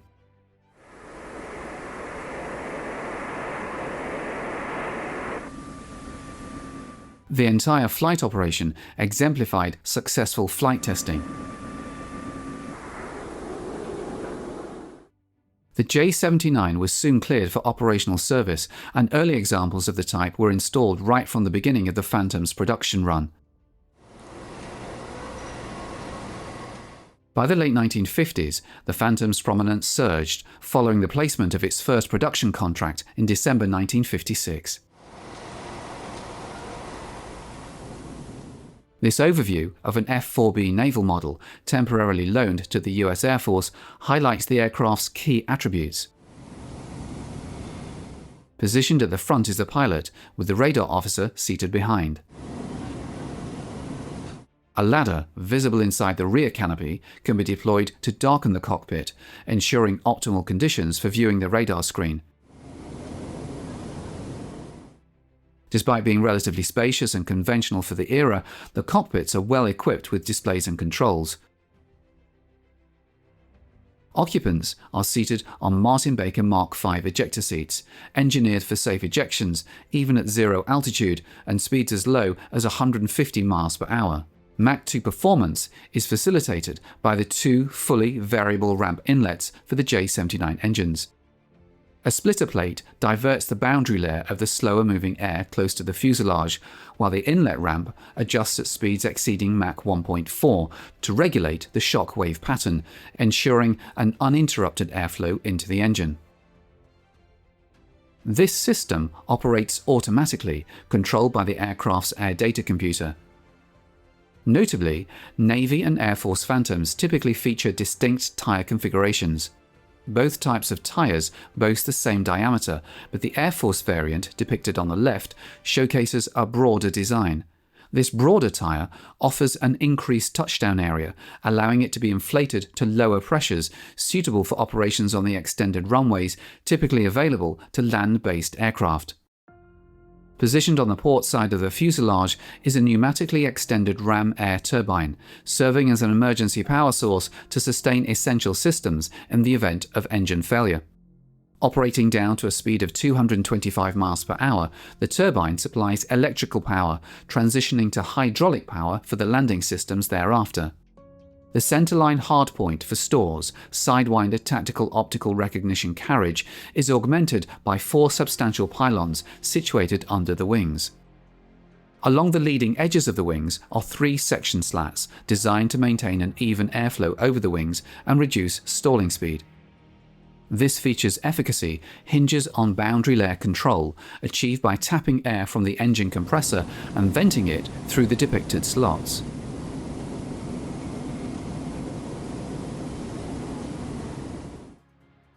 This is one of the 2 trailing edge flaps, which are also fitted with boundary layer control. Similar to the leading edge system, these slots direct air tapped from the engines over the upper surface of the flap. This airflow manipulation enhances the effectiveness of these relatively small surfaces.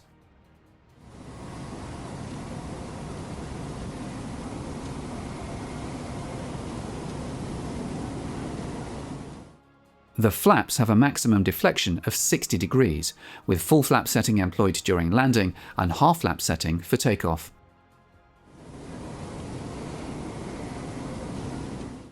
Lateral control is achieved through a combination of spoilers and ailerons, with spoilers utilized at high airspeeds and ailerons at low airspeeds. Each wing's underside features a hydraulically operated speed brake, enabling rapid deceleration from speeds as high as Mach 2.4 at any flight altitude without inducing buffet or altering pitch trim. Although extending the speed brakes during landings is safe, their effect is minimal at low speeds.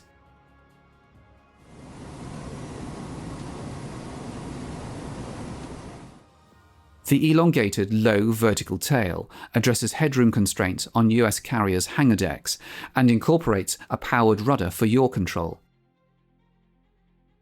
Beneath the powered rudder lies the vent for the fuselage's complex of 6 fuel tanks.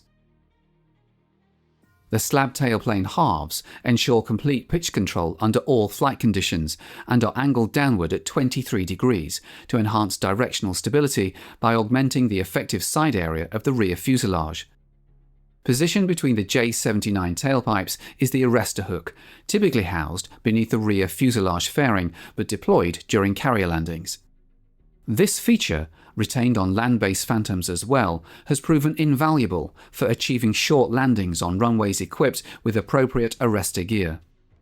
Crafted from a special high-strength alloy, the hook is engineered to withstand the immense forces encountered during arrested landings. Heat resistance in the rear fuselage is enhanced through the utilization of stainless steel, titanium, and ram air cooling. Located at the far end of the tail is the compartment for the 16-foot braking parachute, essential for reducing landing distances on standard runways. The aperture in the tail facilitates the exit of cooling air, intentionally drawn into the rear fuselage structure above the engine exhausts. Renowned for its distinctive appearance, the Phantom has always stood out in the realm of aviation aesthetics. One of these distinctive features is the power folding of the outer portion of each wing, normally angled at 12 degrees. The folding system is engineered to reduce the Phantom's width for ease of movement on carrier decks and elevators. This feature, retained on land-based Phantoms as well, has demonstrated its practicality in various operational scenarios. With the wings folded, the internal plumbing for the boundary layer control system becomes visible. The sizable nose radome accommodates the 32-inch diameter antenna of the APQ-72 main radar. Positioned beneath the nose is the fairing for the infrared scanner, serving as a backup target acquisition capability should the main radar encounter jamming or failure. The Phantom entered operational service with the US Navy in 1961, prompting rapid conversion of squadrons from older aircraft types to equip the Navy's formidable carrier force.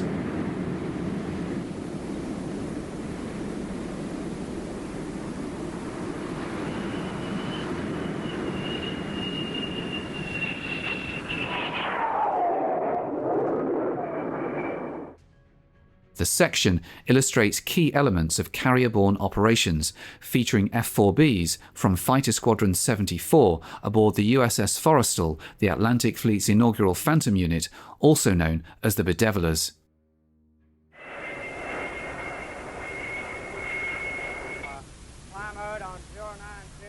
Prior to each mission, a meticulous briefing sets the stage, followed by flight crews donning survival equipment on top of their flight suits.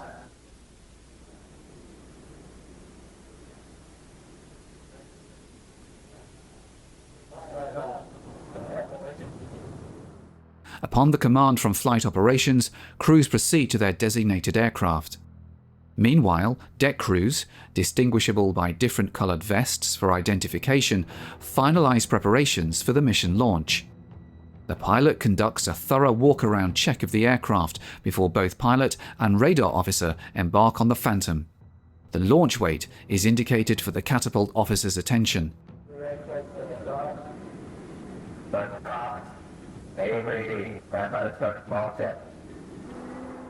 In the fleet defense role, the pilot assumes control of the aircraft and oversees combat operations, while the radar intercept officer manages radar operations and initiates early interception procedures.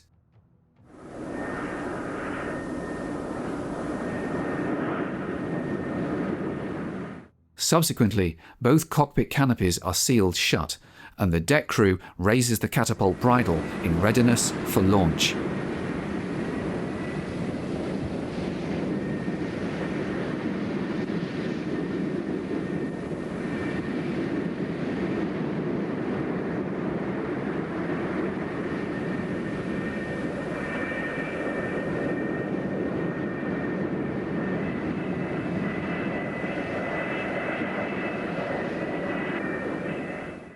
The flight deck director meticulously guides each aircraft into position over its assigned catapult, carefully maneuvering it onto the shuttle over the wheel section of the catapult.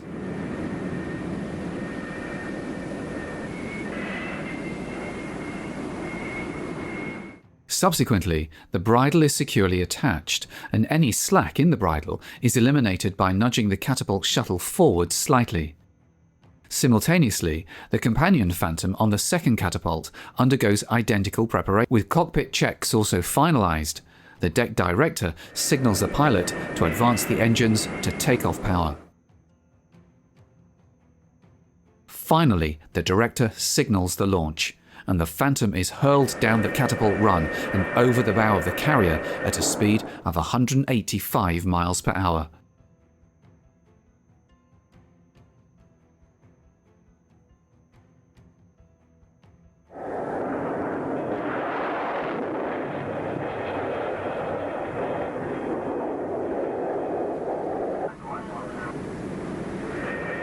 As the first pair embarks on their combat air patrol, another duo of Phantoms taxis towards the launch area. Upon reaching the designated spot, deflectors are raised to redirect exhaust gases away from the flight deck.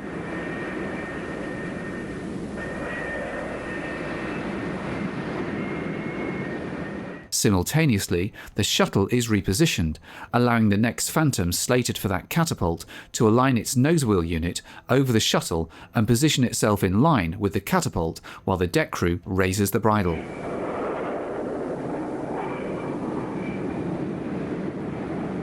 This launch sequence continues with up to 4 aircraft dispatched almost simultaneously.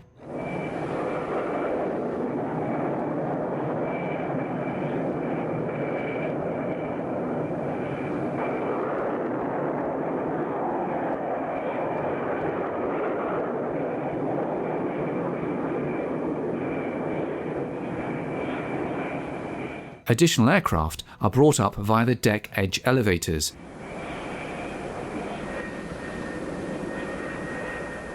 Enabling launches to proceed, including instances of triple dispatchers.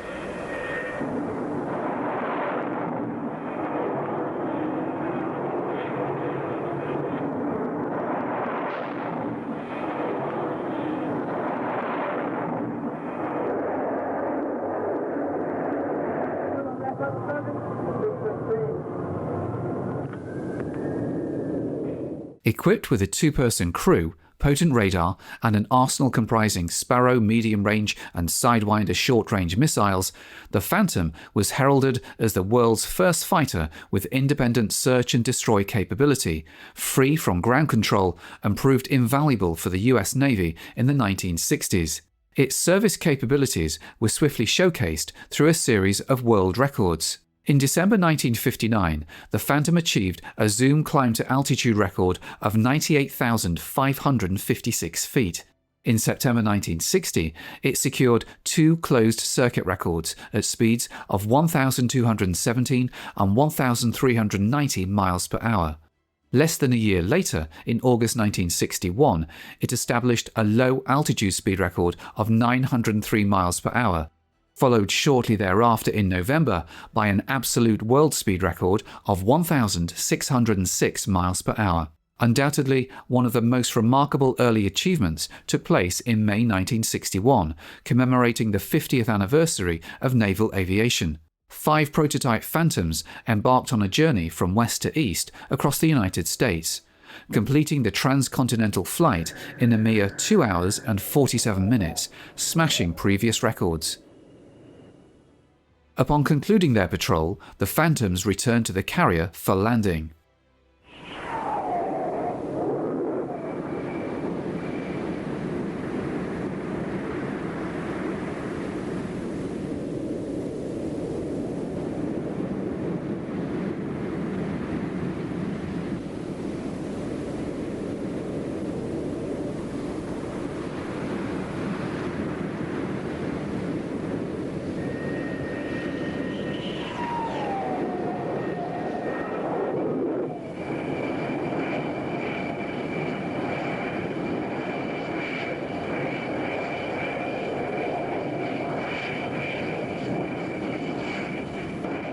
Approaching at 150 miles per hour, each aircraft undergoes visual inspection to verify the lowering of landing gear and flaps. They're then guided down by the landing signal officer once the assistant confirms a clear deck.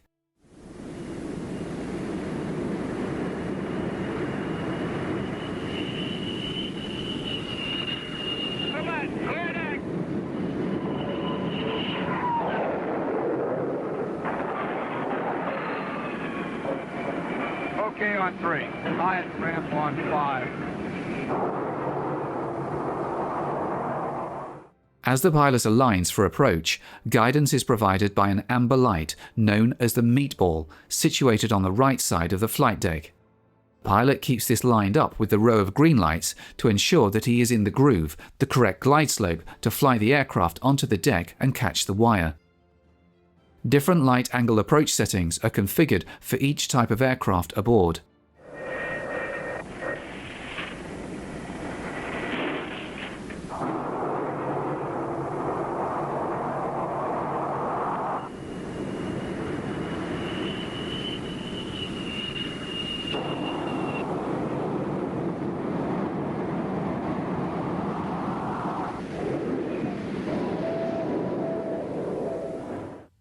Following each landing, the wire disengages from the arrestor hook and returns to its position as the landed aircraft taxis clear, facilitating the prompt arrival of the next aircraft.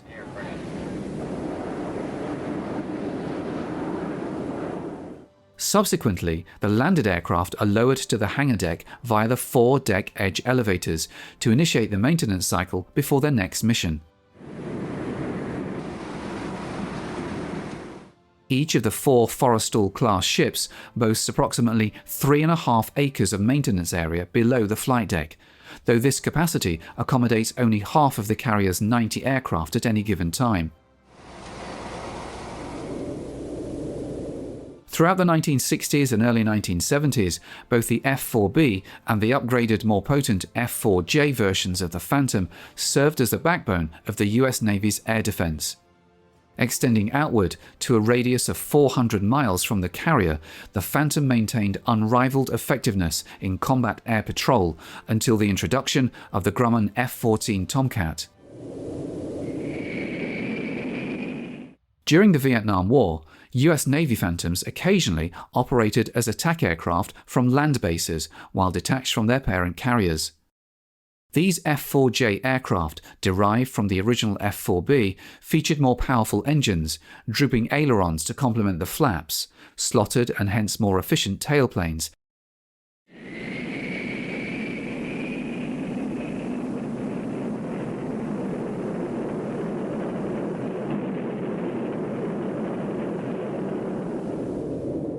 and an enhanced combination of AWG-10 fire control radar and AJB-7 bombing system for improved air-to-air and air-to-ground capabilities. The pilot assumes the primary responsibility of flying the aircraft, remaining fully engaged in ensuring all systems are functioning optimally and monitoring fuel levels while maintaining a vigilant visual scan of the sky for potential threats that may have eluded radar detection.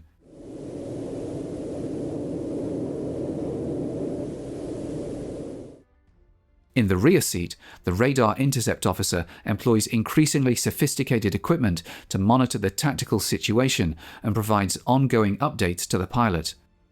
The Phantom earned its stripes in Vietnam and remained one of the few US combat aircraft in that theater never to be withdrawn. Throughout the conflict, it consistently demonstrated its ability to meet the diverse demands placed upon it and garnered deep admiration from its crews. However, the Phantom wasn't without its shortcomings, particularly in its early iterations. One notable flaw was its smoky power plant, which could inadvertently reveal the aircraft's position to adversaries. Another significant operator of the Phantom in Vietnam was the US Marine Corps, with a key marine aviation unit, Aircraft Group 13, stationed at Chile in 1968.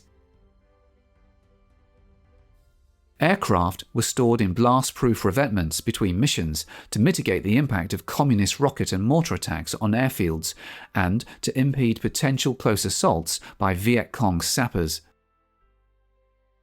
Prior to boarding the Phantom, the crew conducts a thorough walk-around check to ensure the aircraft exhibits no visible defects. They inspect the underwing pods to confirm full attachment, complete loading, and proper electrical connection, as well as to ensure the safe handling of the 2.75-inch rockets. Examination of the main landing gear wheel well is conducted to detect any signs of hydraulic or fuel leaks. A brief inspection confirms that the Mark IV 20mm cannon pod is loaded with ammunition and free of apparent issues. The bomb load is finalized with triplets of retarded high-explosive bombs loaded onto the wing pylons by the ordnance crew, utilizing a specialized jack-up bomb trolley. Safety pins are inserted to secure the bombs before the trolley is removed.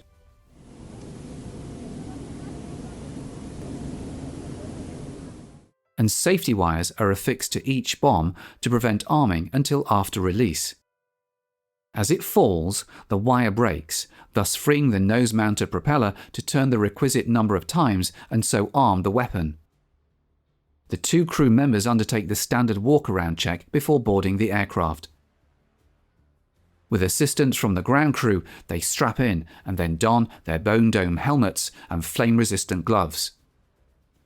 The next task involves conducting a cockpit check with the aid of a specialized checklist.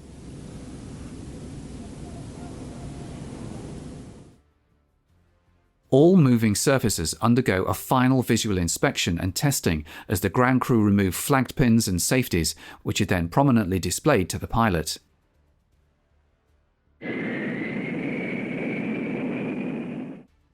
Loaded with 12 bombs and a centerline drop tank, the F-4B of Marine Fighter Attack Squadron 115 taxis out for takeoff, accompanied by other Phantoms slated for the mission joining up on the runway.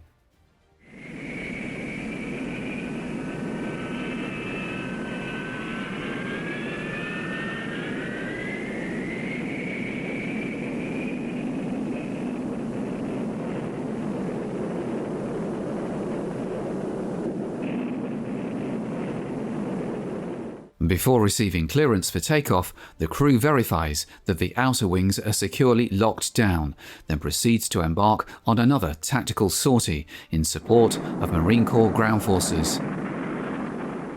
As the scope of US operations in Vietnam expanded steadily during the later 1960s, there was a corresponding increase in the expansion and enhancement of bases utilized by aircraft like the Phantom, which necessitated fully paved runways. Marines are depicted laying a temporary extension to a paved runway in the image.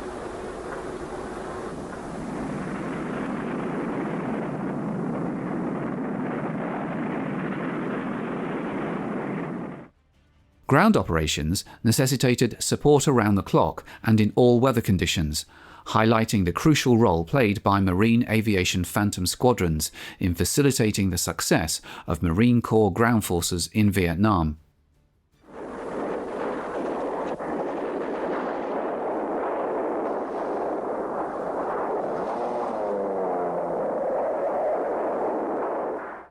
Phantom pilots took pride in their ability to deliver a wide array of ordnance with precision, particularly in close proximity to friendly forces' forward positions, a capability that proved pivotal in crisis situations.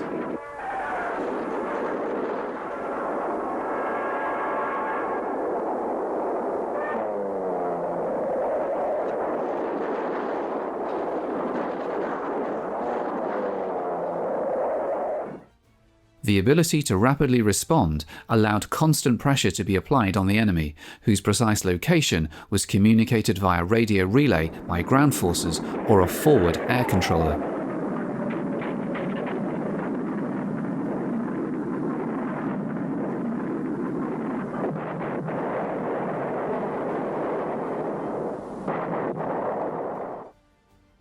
Waves of aircraft ensured sustained air pressure on hostile ground forces and enabled the deployment of various types of ordnance tailored to the circumstances of each tactical scenario.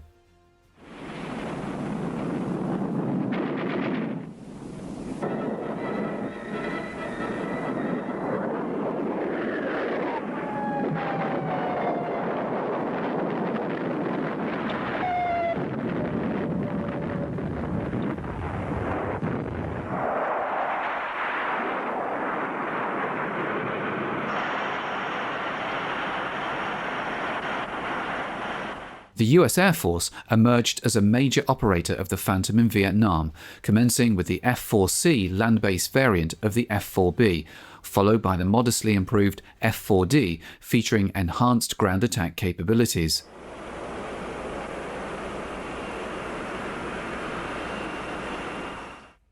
Despite susceptibility to communist guerrilla attacks, centralized fueling systems like the one at Cam Ranh Bay offered tactical advantages, prompting their utilization in Vietnam.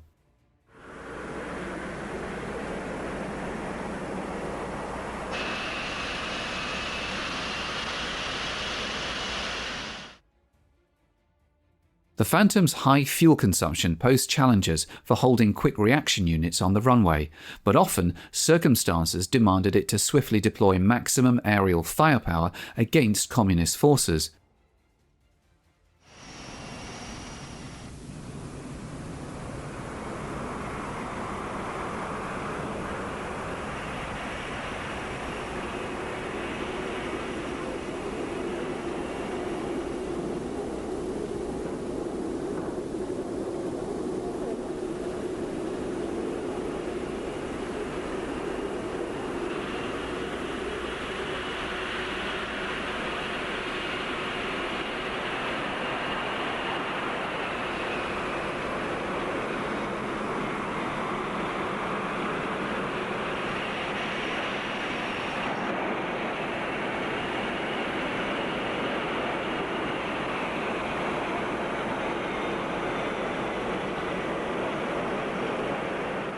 However, this practice exposed crews to heat fatigue under the scorching tropical sun while waiting fully manned and armed on standby.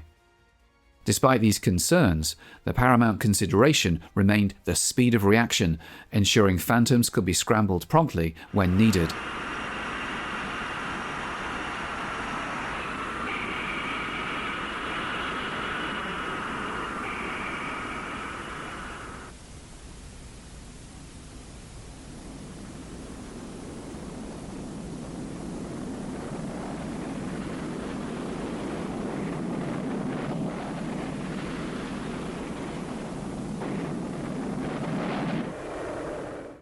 After the standard preparation and takeoff, sometimes with reduced fuel to allow the maximum possible war load to be uplifted, the Air Force's Phantoms often linked up with a Boeing KC-135 tanker to top up their tanks and thus increase combat radius with a war load of up to 16,000 pounds of external stores.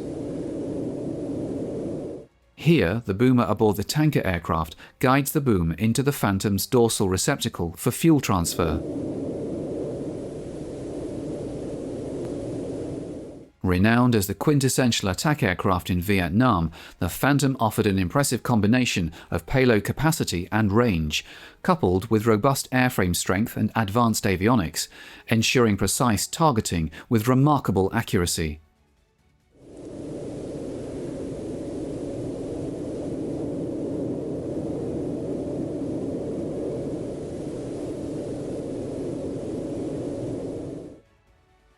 This footage, captured during an attack, vividly demonstrates the Phantom's capability to engage heavily defended targets in North Vietnam as effectively as less fortified targets of opportunity in the war-ridden terrain of South Vietnam.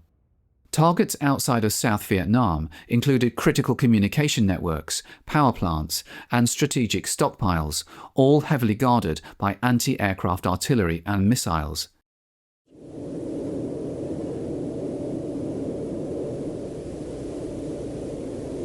Even in adverse weather conditions, Phantoms demonstrated their ability to penetrate defences and deliver their payloads.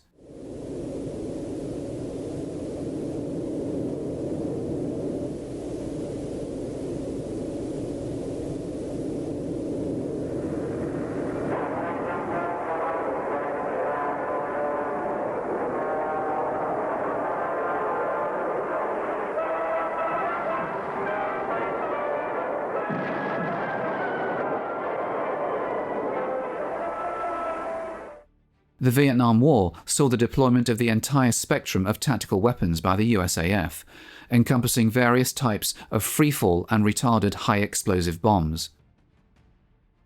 Retarded bombs were specifically designed to allow attacking aircraft to drop them accurately at low altitudes to maximize the force of the explosion.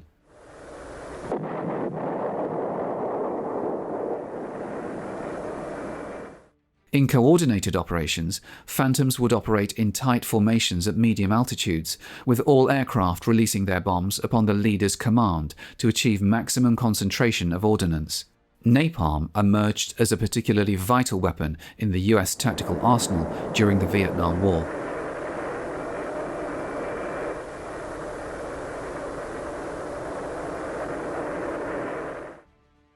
While the initial F-4C proved effective, it underwent development into the F-4D with enhancements such as the APQ-109A radar replacing the APQ-100 and the ASG-22 sight. However, both models lacked an internal gun, leading to the frequent use of cannon pods in both air-to-air and air-to-surface roles.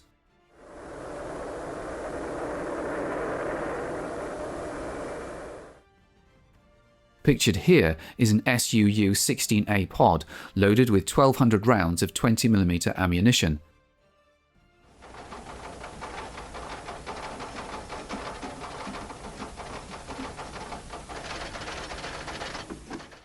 The pod incorporates an external ram turbine to power the cannon, restricting the aircraft to speeds below 400 miles per hour during the firing pass. Thus, its use was confined mainly to the air-to-ground role, as demonstrated in these sequences of typical ground attack passes.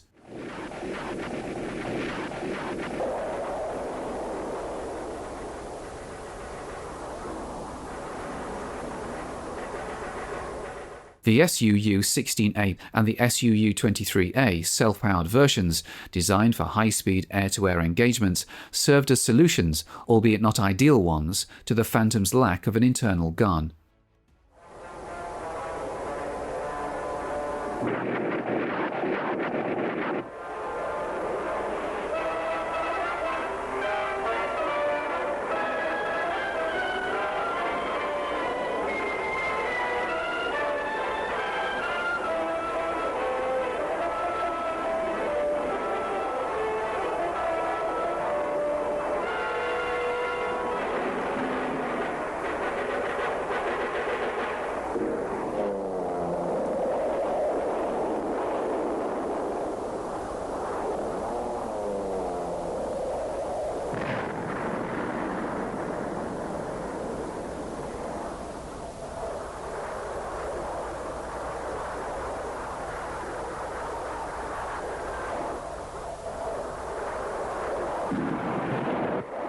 Additionally, the Phantom operated with air-to-surface missiles, like the 12,000-yard range Bullpup.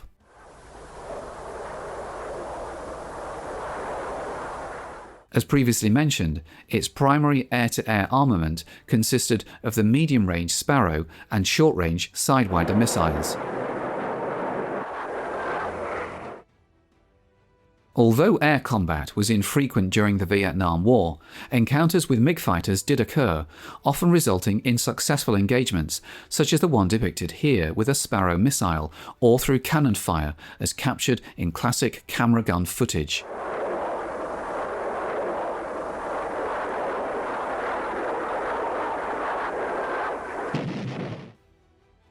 The definitive USAF version, the F4E, introduced an M61 Vulcan 20mm cannon in the lower nose, along with the smaller diameter APQ-120 radar, uprated engines, a slotted tailplane, and maneuvering slats on the outer wing panels.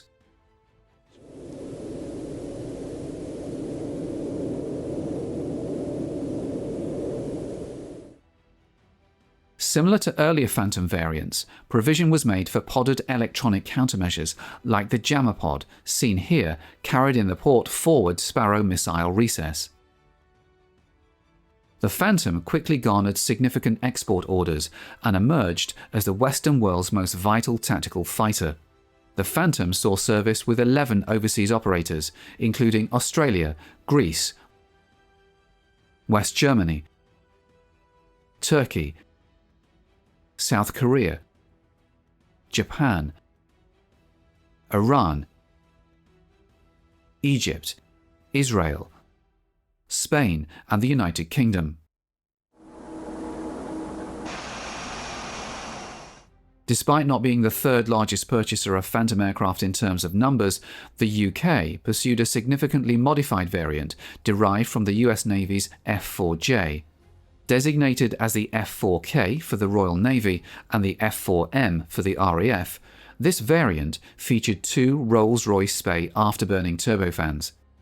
This necessitated substantial revisions to the fuselage, although the additional drag resulting from these modifications offset the advantages of the more powerful and fuel-efficient power plant.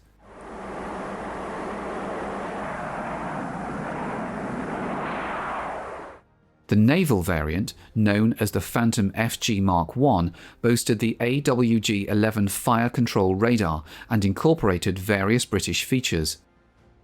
Its armament included the Sparrow missile and the 2-inch rocket, the latter housed in multiple pods, mounted under the wings. The FG Mark I remained in service with the Fleet Air Arm until the Royal Navy was forced to phase out its fixed-wing carrier strength in the mid-1970s. Following the allocation of survivors from the Fleet Air Arm's 52 aircraft, the Royal Air Force operated the Phantom FRG Mark II, equipped with the AWG-12 fire control radar and a British navigation attack system. Peacetime ground attack training typically involved rockets, cannon pods, and practice bombs, as depicted in the accompanying sequence. About 5 degrees coming on to the attack heading now. Contact the target, march arms going on, and the camera's going on. Going right a bit. Firing now, and pulling.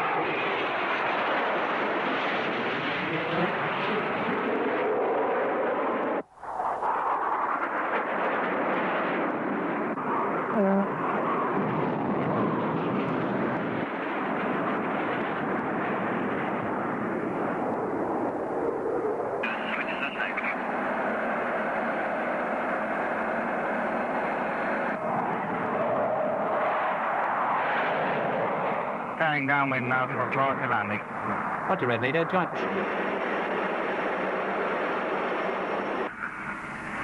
Gears down.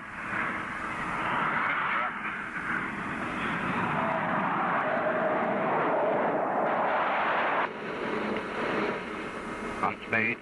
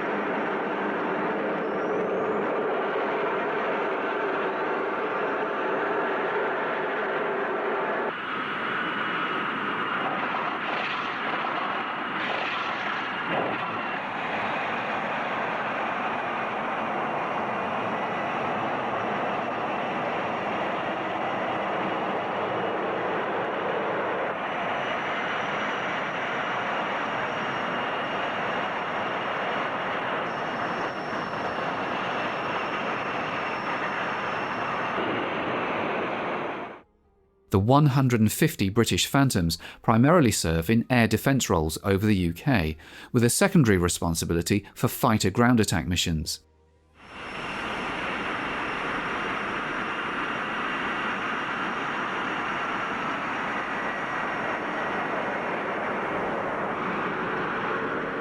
Number 41 Squadron exemplifies one of the 7 British Phantom squadrons, with 2 squadrons flying ex-naval FG Mark I variants and a 3rd squadron operating ex-US Navy F-4Js. The latter was necessitated by the RAF's increased commitment in the South Atlantic following the Falklands War of 1982.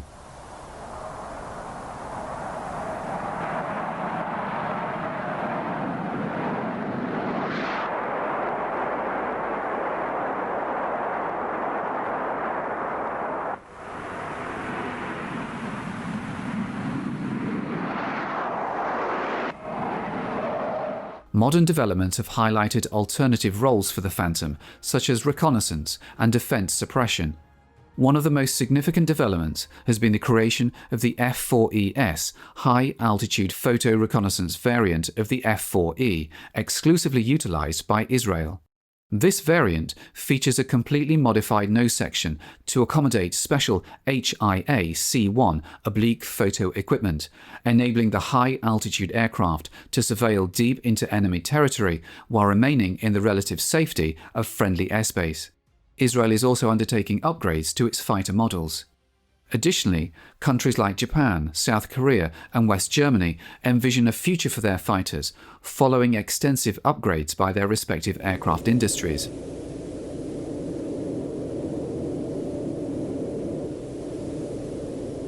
Throughout its service history, the Phantom has demonstrated remarkable adaptability across a wide range of roles, utilizing various weapon types on its 5 hardpoints. Some of the most important are illustrated in the next few sequences. Unguided rockets have played a particularly significant role in area ground attacks. Among the most commonly utilized types are the 2.75-inch rockets, with the 5-inch variants being less frequently employed. These rockets are fired from launchers of various sizes and are effective against soft battlefield targets such as troop concentrations, unarmored vehicles, and artillery positions.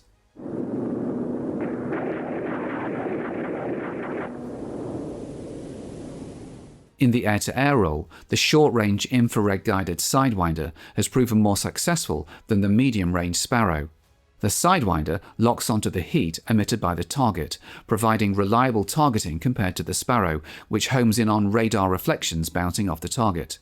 The Phantom can carry up to 4 Sparrow missiles under the fuselage and 2 or 4 Sidewinders on underwing hardpoints, offering maximum flexibility in air-to-air engagements. In the depicted sequence, a Convair F-102 Delta Dagger pilotless drone serves as the target.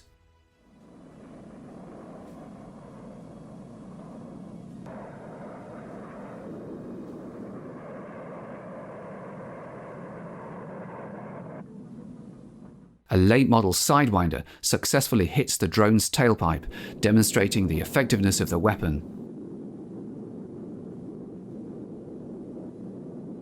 Following the successful hit, the drone experiences successive breakup as it tumbles out of control.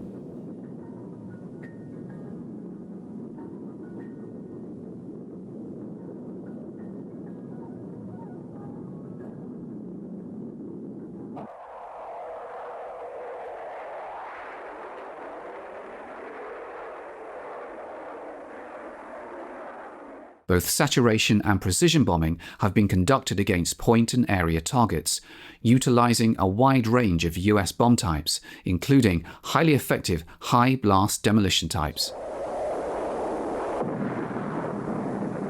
Cannon pods have also proven highly successful in the air-to-ground role, with 20mm pods being more common, although 30mm pods can also be carried. Multiple pods have demonstrated devastating effectiveness in air-to-surface operations. As the most important type in US Navy and US Air Force service during the 1960s and early 1970s, the Phantom was utilized by aerobatic display teams of each service. The Navy's team, the Blue Angels, operated the F-4J until the rising fuel prices necessitated a change to the McDonnell Douglas A-4F Skyhawk in 1974.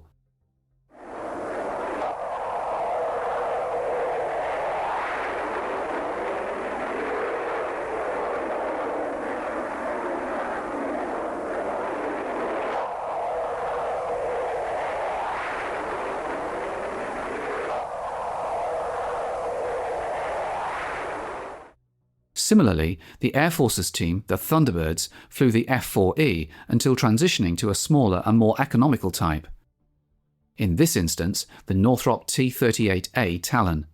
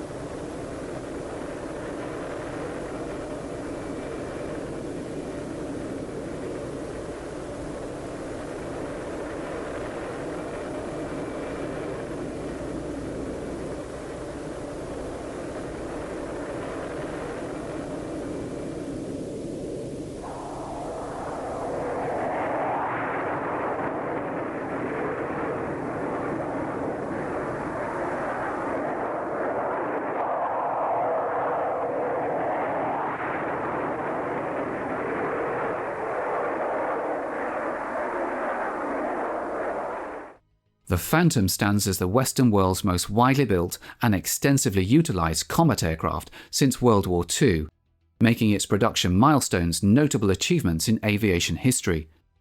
The 1000th Phantom, an F-4B for the US Navy, was delivered on July 7, 1965. 2 years later, the 2000th Phantom, an F-4D for the Air Force, followed on February 21, 1967. Just 17 months later, on August 28, 1968, the 3000th Phantom, an F-4J, was produced for the US Navy. An F-4E for the Air Force became the 4000th Phantom on February 1, 1971. Finally, on May 24, 1978, the 5000th Phantom, an F-4E, was delivered to the Turkish Air Force. Although the Phantom is no longer in production, it remains an effective warplane. A classic fighter isn't just one that performs well under ideal conditions, it's one that accomplishes missions beyond its original design. The success of the Phantom was a result of the courage and skill of its crews, supported by an aircraft that was capable and versatile enough to adapt to various missions. The F-4 Phantom was neither pretty nor elegant, but it did its job when so many other aircraft in history could not. That's what counts.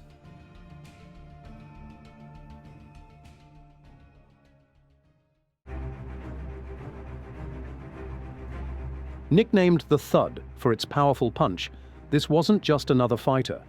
We're talking a supersonic, nuclear-capable fighter-bomber. This beast wasn't just fast, it was supersonic. Designed as a nuclear strike fighter, the Thud became the workhorse of the Vietnam War. Think massive bomb loads, screaming low-level runs, and the guts to take on anything the enemy threw at it. From rolling thunder to daring rescue missions, the F-105 was there. Get ready to meet a true legend of the skies, a jet that earned its stripes the hard way. The Republic F-105 Thunder Chief.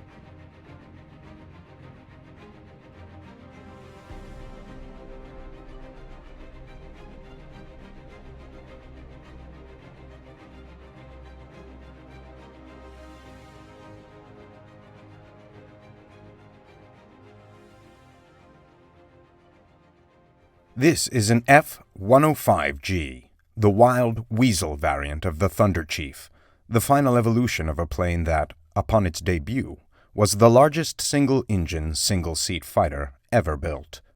The F-105 was an incredibly powerful weapon, earning the nickname One-Man Air Force in the skies over Vietnam. Its designer, Alexander Kartveli, was Republic's chief designer and well-versed in large fighter aircraft. Having previously developed the P-47 Thunderbolt in World War II, the biggest single-engine fighter of its time, Produced in vast numbers, the P-47 proved to be a rugged workhorse, excelling not only as an air superiority and escort fighter, but also as a fighter-bomber in tactical support missions.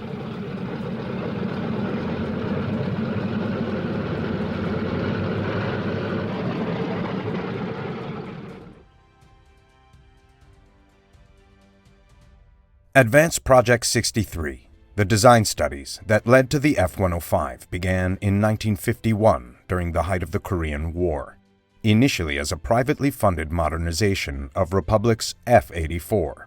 The F-84 had been conceived as a jet-powered Thunderbolt for escort and tactical fighter-bomber roles. In Korea, it struggled against the MiG-15 in escort missions but performed effectively in ground attack. Its straight-wing design was highly conventional, though later versions featured swept wings, better suited for the jet's speed potential. However, with lessons from Korea and the relentless pace of technological advancement pushing them forward, the design team soon realized they were creating an entirely new aircraft. As Republic's engineers embarked on their project, their counterparts at North American had just secured U.S. Air Force backing for the F-100 Super Sabre, the first in the Century series of fighters, designed to fulfill various roles as the Air Force transitioned to supersonic flight.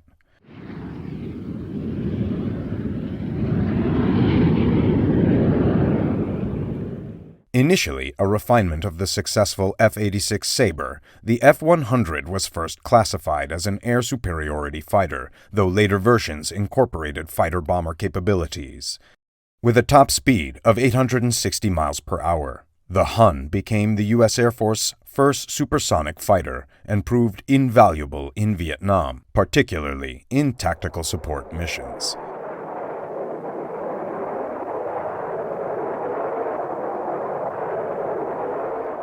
Next in line was the McDonnell F-101 Voodoo. Developed as a penetration and escort fighter, the rapid pace of aviation advancements is evident in the fact that, although ordered just a year after the F-100, the F-101 reached a top speed of 1,100 miles per hour. Like its predecessor, later models gained tactical versatility, and it was widely used in Vietnam, most notably for photo reconnaissance.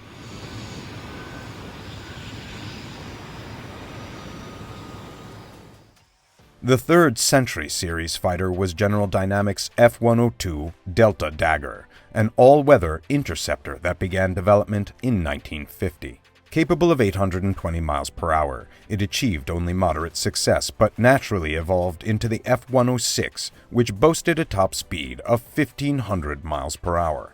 Lockheed's F-104 Starfighter, ordered in March 1953, prioritized flight performance above all else as an air superiority fighter. Essentially a manned missile, the 1,400-mile-per-hour F-104 had a turbulent service history but displayed remarkable longevity as a tactical strike and reconnaissance aircraft. At Republic, Kartvelli's team, working on Advanced Project 63, explored 108 design configurations before settling on a single-engine, single-seat tactical fighter bomber capable of carrying nuclear weapons in an internal bomb bay. This aircraft, the F-105A, received Air Force approval in September 1952, initially intended for mass production, though only 2 were ultimately built.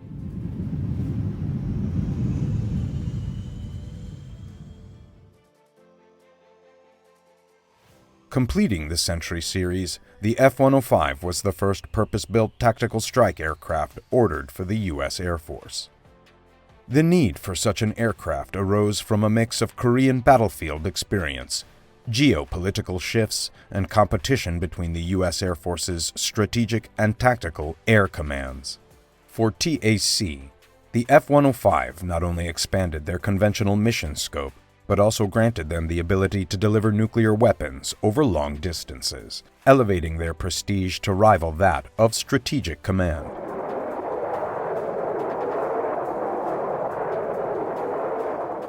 The Tactical Air Command's backing of the F-105 proved crucial as the aircraft navigated its challenging early years. With aviation technology undergoing a complete transformation to meet the demands of supersonic flight, the F-105 faced significant developmental hurdles. What set the massive fighter apart, however, was its vast internal capacity. The atomic bombs it carried, more akin to barrels than traditional weapons, gave it an unmatched level of firepower.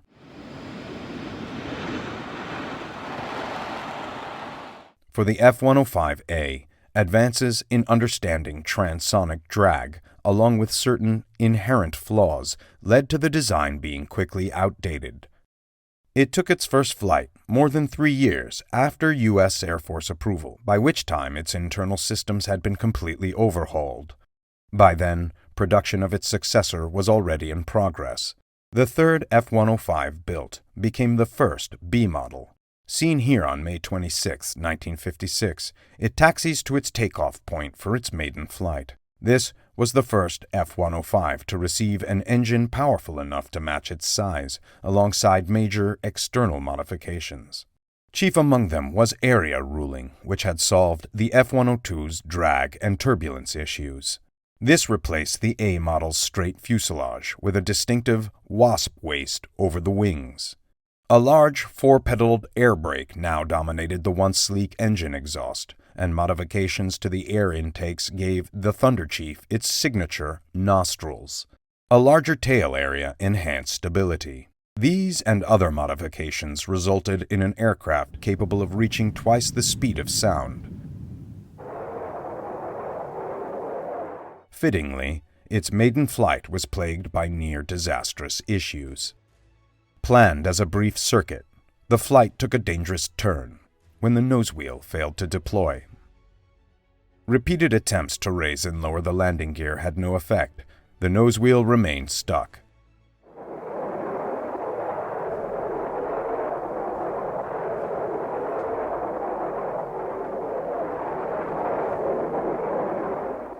Rather than abandon the aircraft, the decision was made to attempt a belly landing.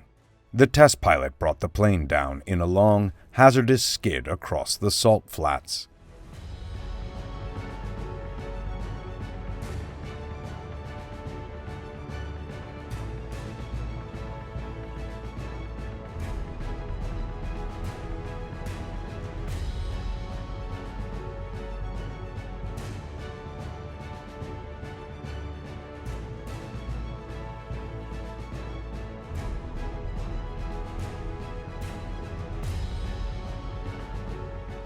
As the aircraft finally came to rest, emergency crews rushed in through the clearing dust.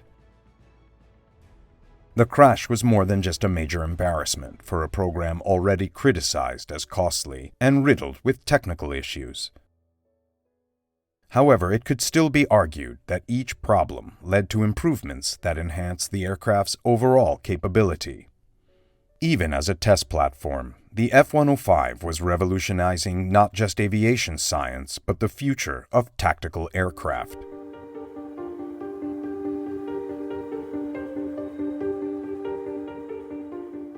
The cause of the crash was quickly traced to the new air intake controls, which, at high thrust settings, jammed the nosewheel in place, a relatively simple issue to fix. One other thing the crash revealed was a trait that those who flew the Thunder Chief in combat would come to respect: its durability.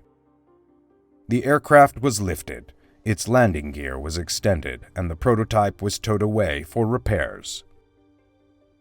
Once built, it rejoined the test program as engineers worked to integrate its complex systems and resolve technical issues. They were grappling with forces and concepts that were only just within their control, solving problems as they emerged. It's hard to imagine any other way these theoretical and practical challenges could have been managed amid the rapid pace of technological advancement. As the first aircraft designed for both air-to-air combat and semi-automated air-to-ground weapons delivery, the F-105 depended on avionics systems far beyond anything previously developed. Among its advanced capabilities were radar systems for air search, contour mapping, terrain following, and automatic tracking of both air and ground targets, even in zero visibility conditions. Throughout its service life, The F-105 continuously received upgrades and new technologies, but from the start, it was a fighter far ahead of its time. The rebuilt aircraft was assigned to the spin testing program, with a spin recovery parachute installed on its tail. This required moving a panel to make space for the chute and eliminating the air brake to ensure an unobstructed deployment if needed. Tests confirmed that the parachute functioned properly.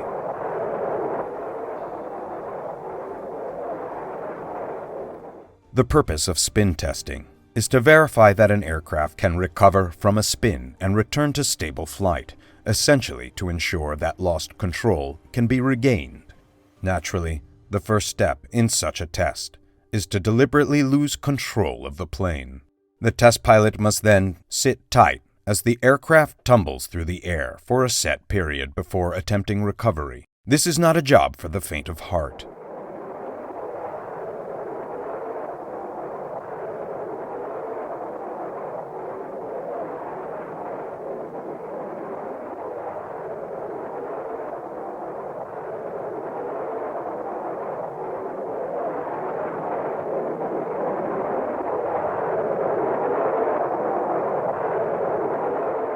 Ultimately, the emergency parachute was never required, as the aircraft exhibited unnatural tendency to level out after each revolution, allowing pilots to regain control with relative ease.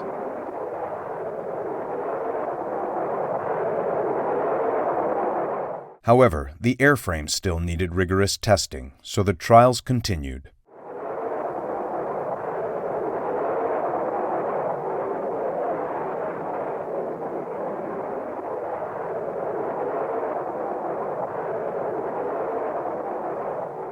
A total of 47 times, pilots released control and watched as the horizon spun away in a dizzying plunge.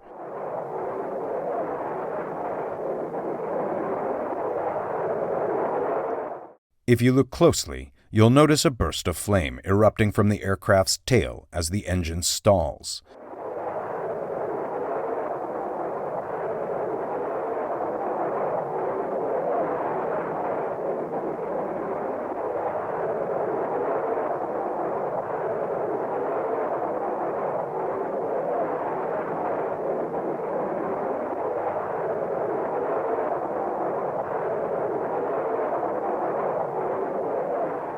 Although flight tests progressed well, technical issues persisted, with both the engine and avionics remaining unreliable. This uncertainty in performance was mirrored by broader doubts about the aircraft's future. Initial plans for large-scale production had dwindled to an order of 37 before being canceled entirely in December 1953. A new order in February 1954 called for 15 aircraft, but by September, this had been reduced to 3, only to be increased to 6 the following month. Amid this instability, the operational requirements for the new fighter had already undergone multiple revisions before being officially published in December 1954. By April 1955, they had been altered 3 more times. Despite the project's uncertain future, the test teams continued their work, pushing forward with evaluations.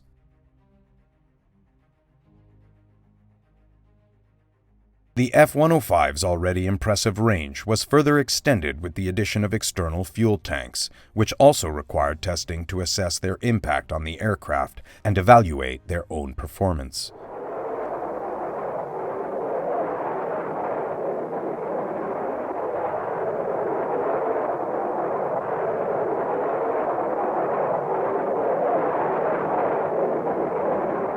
Throughout 1957, testing continued, with the prototype logging extensive flight hours over the desert as the aircraft underwent multiple modifications.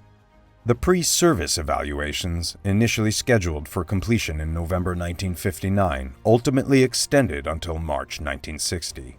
One specification added in 1954 required the F-105 to be capable of in-flight refueling, a relatively new innovation that was already in widespread use. However, for an aircraft like the F-105, this presented a significant challenge.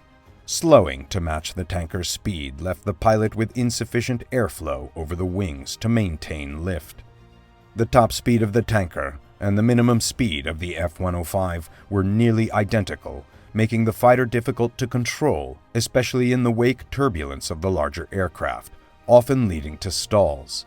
Attempts to mitigate the issue by equipping tankers with additional jet engines, as seen here with a modified B-29, provided little improvement. The problem affected all supersonic fighters until jet-powered tankers eventually increased refueling speeds to safer levels.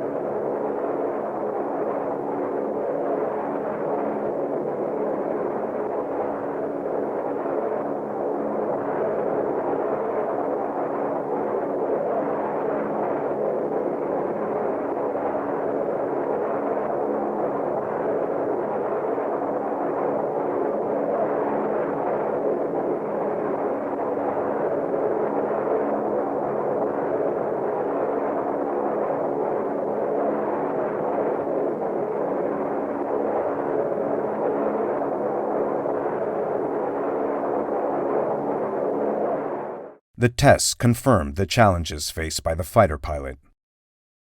While some successful couplings were made, the system proved largely impractical, not because of any fault in the F-105, but due to the limitations of the tankers.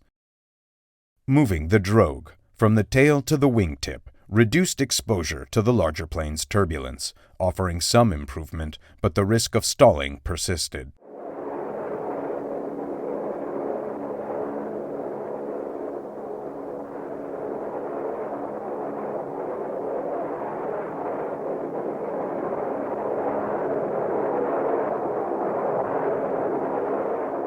The long drogue hose in use didn't help ease the process, as it required the fighter pilot to maneuver into position. It wasn't until this method was replaced by a system where the fighter simply maintained its position while the tanker operator directed the connection that refueling became truly practical. The F-105 was equipped with two types of refueling connectors, both of which would see extensive use during the Thunder Chief's service.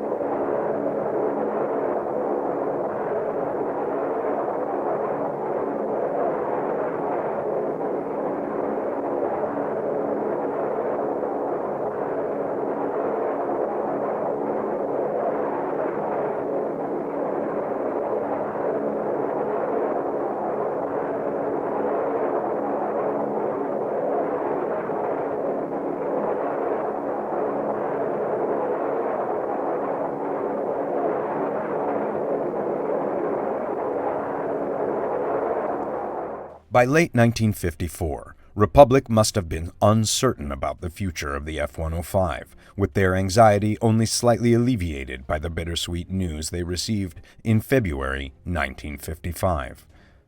The order was increased back to 15, with the possibility of fulfilling the rest of the original 34 only if funds became available in the next fiscal year.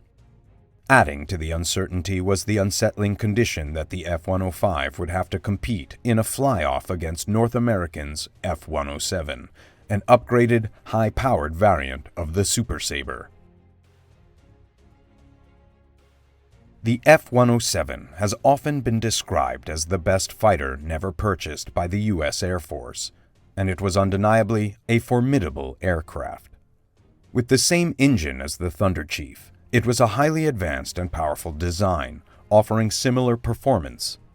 However, in the crucial areas of stores carriage and delivery, it lagged behind the F-105, making the competition seem somewhat inconsequential.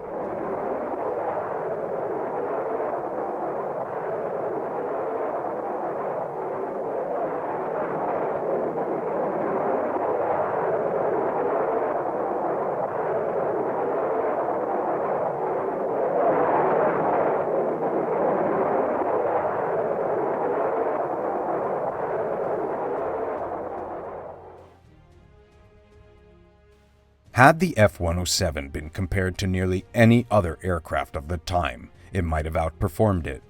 Yet the F-105 was a unique opponent, and its performance was gradually silencing doubts about its value. The Thunder Chief's specifications had undergone continuous revisions, expanding its system's capabilities. Ongoing electronic upgrades ensured that the aircraft remained at the cutting edge of performance throughout its development and operational life.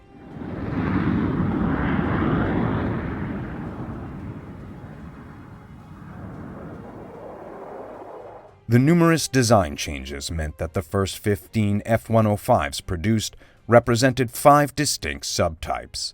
In the end, there would be 19. Throughout the testing program, these revisions resulted in frequent extensions of the trials. Normal flight testing was completed with minimal issues, as the airframe performed well and exhibited excellent flight characteristics. However, delays were caused by the development of the plane's electronics, as their performance was gradually elevated to meet their intended specifications. With the benefit of hindsight, we can now recognize the exceptional aircraft that was taking shape. Yet at the time there was significant skepticism, and many raised eyebrows regarding the plane's future.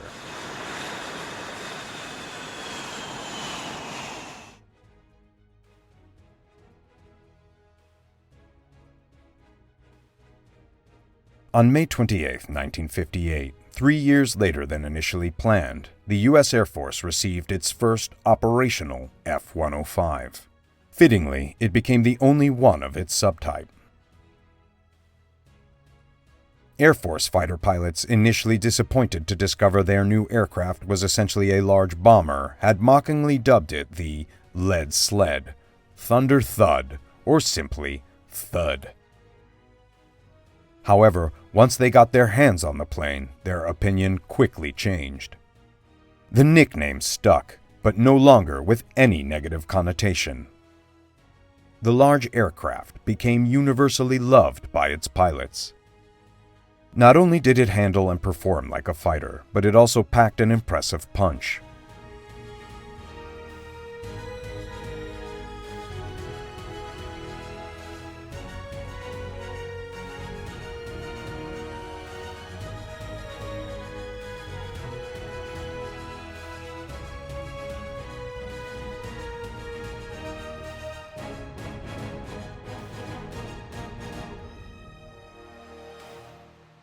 When fully loaded, the F-105 could carry up to 14,000 pounds of various external stores, including bombs, rockets, rocket pods, cannon pods, electronic countermeasure packs, air-to-surface missiles, and Sidewinder air-to-air missiles. But perhaps most importantly, the Thunder Chief featured a bomb bay. To minimize supersonic drag, the bomb bay doors retracted seamlessly into the aircraft. To ensure the bomb was ejected accurately and clear of the aircraft, it was pushed down using a pneumatic rack. The rack was sturdy enough to serve as a jack for loading the bomb bay when a bomb trolley wasn't available. However, during wartime operations, the Thuds rarely carried bombs internally. Most of the time, the bomb bay was used for additional fuel storage.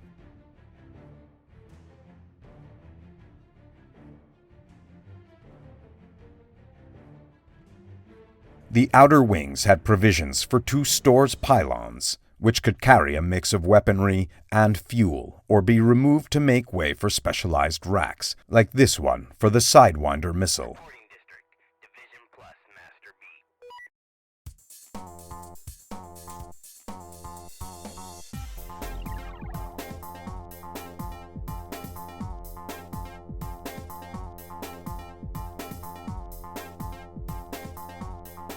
The standard armament across all Thunder Chiefs variants was a General Electric M61 20mm multi-barrel gun.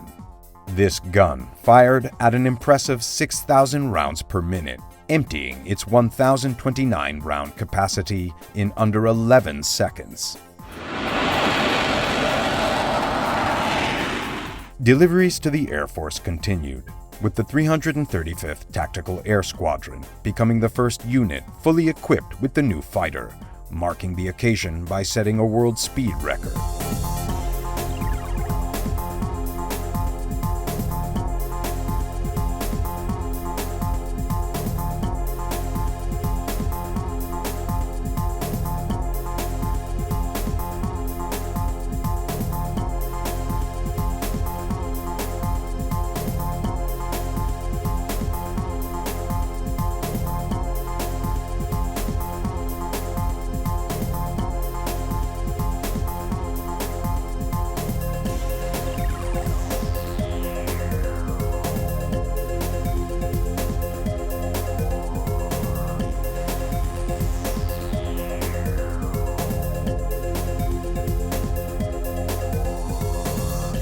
In 1961, the Thunder Chiefs were deployed overseas to bases in Germany.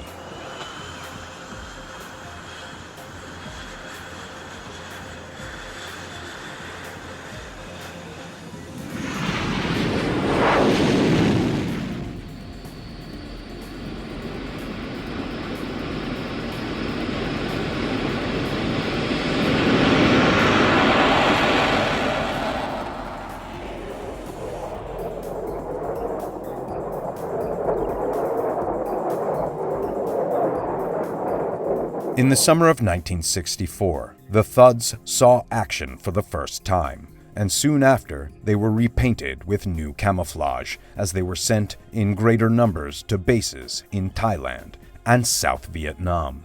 From these bases, the F-105s launched campaigns that would cement their place in history.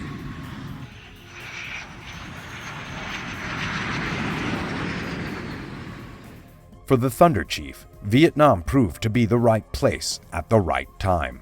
Despite ongoing reliability issues throughout its service life, culminating in a grounding as late as 1962, the Thud's reputation was far from secure. While these problems were eventually addressed, a series of minor defects and accidents persisted right up until their missions in Vietnam. However, the Thuds in Vietnam quickly earned a very different reputation for being reliable and tough aircraft.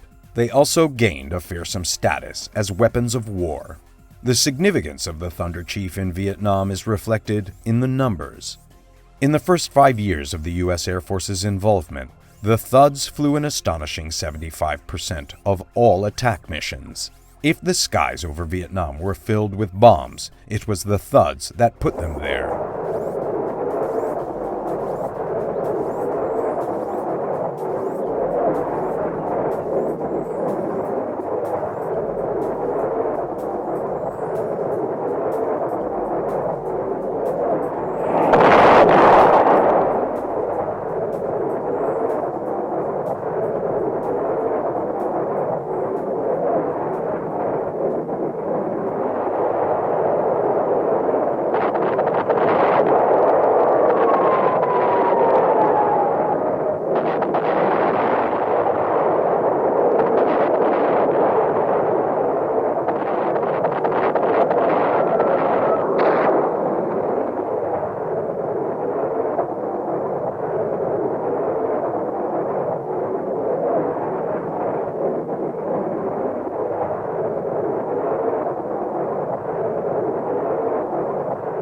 Beginning in March 1965, airstrikes on North Vietnam increased, with most raids focused on communication targets.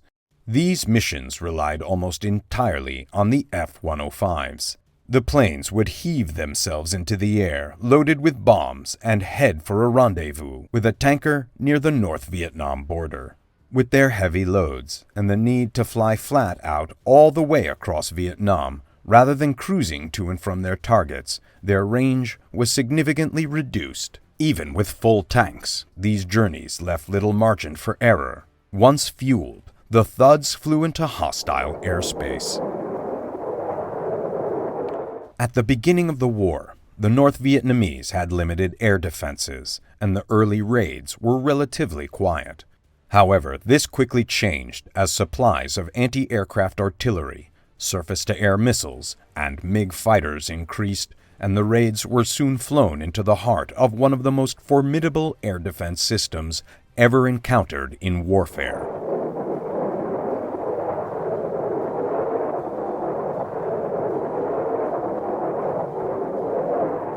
The F-105s pounded enemy bridges, roads, track parks, and military bases, while the Vietnamese responded with powerful defenses.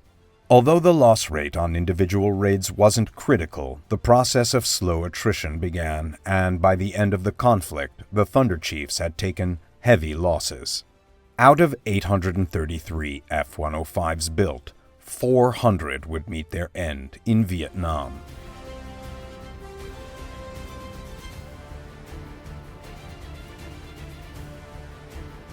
Production of the F-105s was completed in December 1964, with only 78 B models built. The majority, 610, were F-105Ds. The F-105D had an extended nose to accommodate updated all-weather navigation systems, making it externally quite different from the F-105B. The other 143 were the twin-seat F model. Although it had always been expected that a twin-seat version of the F-105 would be developed, two earlier proposals for such a version had been dropped.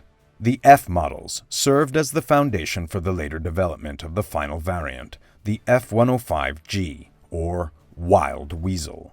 The workhorse of the bombing raids was the F-105D. The single-seat Ds were abundant at the bases, where war work continued 24 hours a day.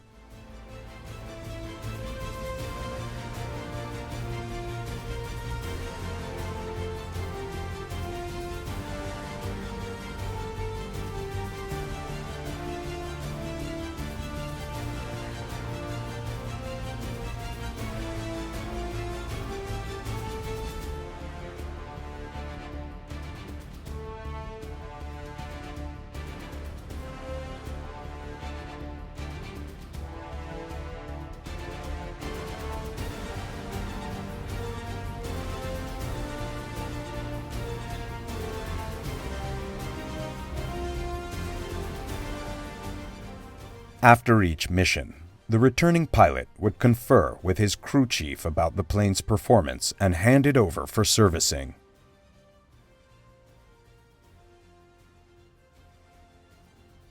The service record of the F-105s in Vietnam was exemplary.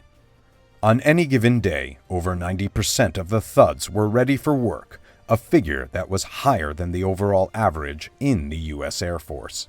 Considering the complexity of the aircraft, the workload, and the relative scarcity of these big planes, this performance was truly outstanding. To keep them flying, facilities for complete maintenance were established at the bases, with specialist teams constantly available to fly in for specific issues. Ground crews at the bases carried out normal turnaround routines, refueling, filling the tail's water tank for the afterburner, rearming the aircraft, and other servicing between missions, quickly and efficiently.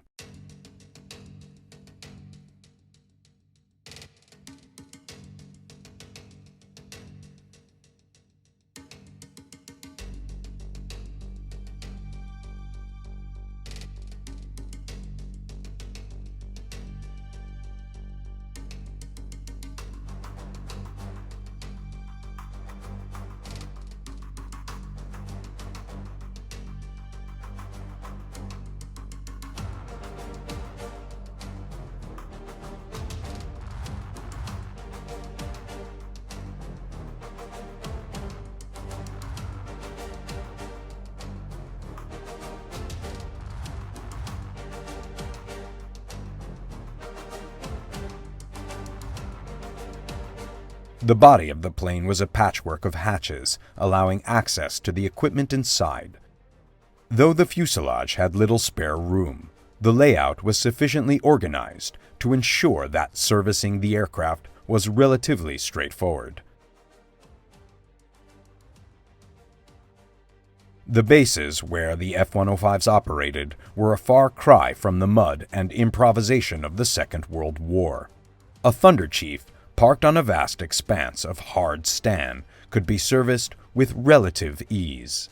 For each mission, the wing point combinations were selected and adjusted, and the plane was armed in a smooth, practiced routine.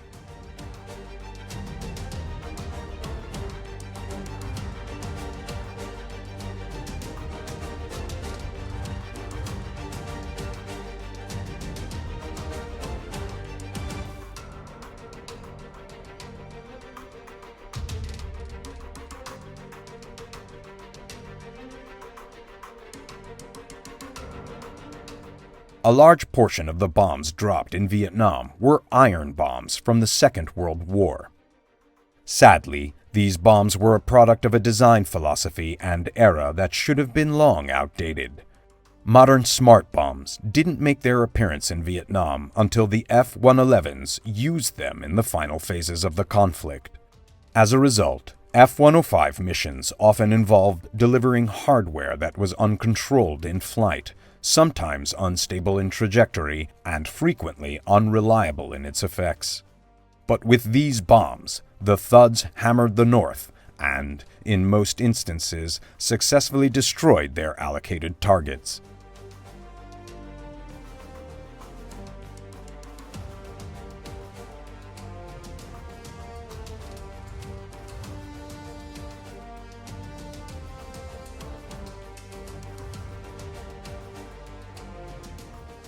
Throughout the night, the bases were a hive of activity as the work of repairing, servicing, and arming the planes continued.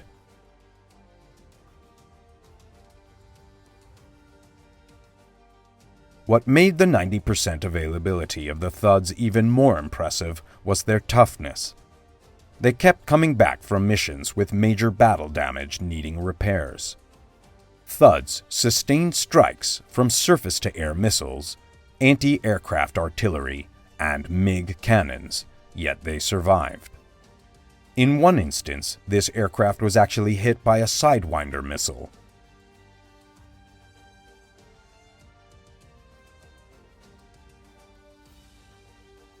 Each morning, the one-man Air Force was ready, prepared for the next mission.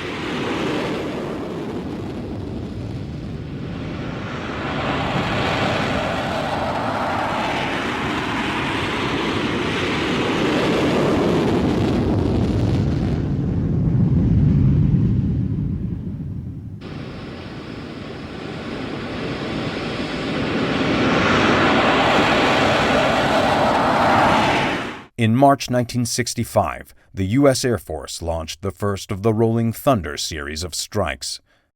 The inclusion of Thunder in the name was fitting, as throughout its 3 years, Rolling Thunder was almost entirely the domain of the Thunder Chief. The expanded air war in the North had 3 objectives.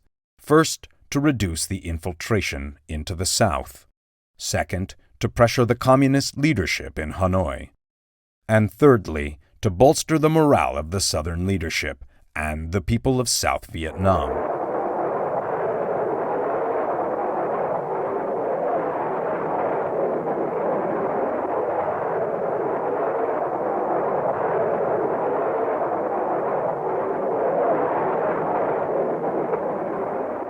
As the name implies, the strikes rolled forward into the north, with targets progressively further over the border. And the thunder was real. The damage to the North's bridges, railways, and roads exacted a great cost on the communists, significantly hampering their war effort. However, although the Hanoi leadership was at times shaken, they did not break. The Thuds flew in on their deadly missions, while the Vietnamese, armed with everything the Russians and Chinese could provide, tried to knock them from the sky.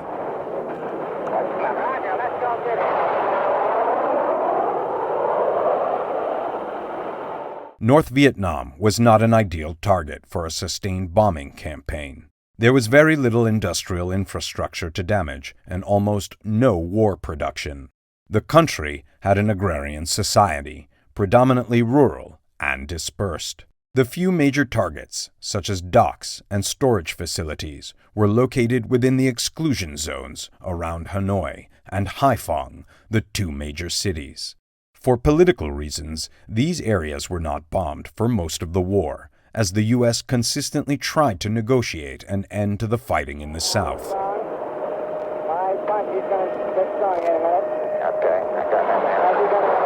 The Thud pilots learned their own ways of coping with the streams of surface-to-air missiles that rose at them, splitting and diving to confuse and evade the missiles.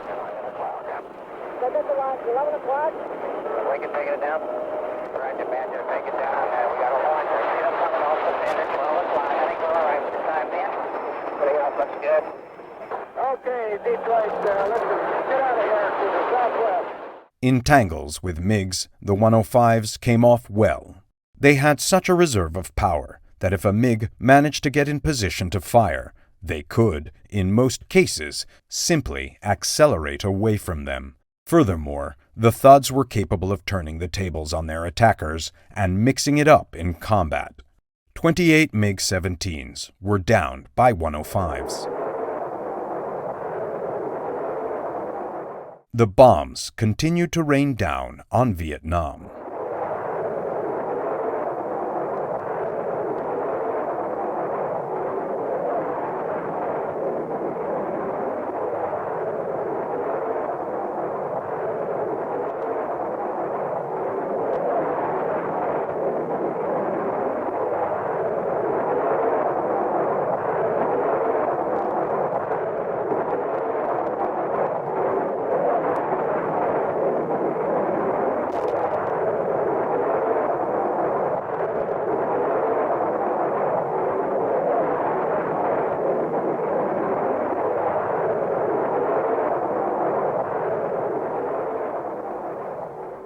Supporting the bombing was an electronics and communications network of unprecedented technical sophistication.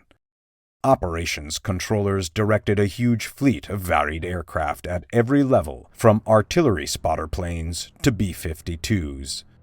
They dispatched rescue operations for downed pilots and coordinated the activities of tankers, bombers, and fighters.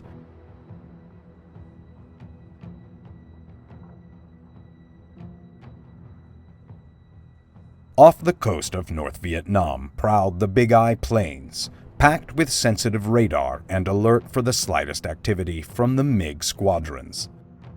Any appearance of the MiGs was monitored, and the information relayed to the fighters in the area.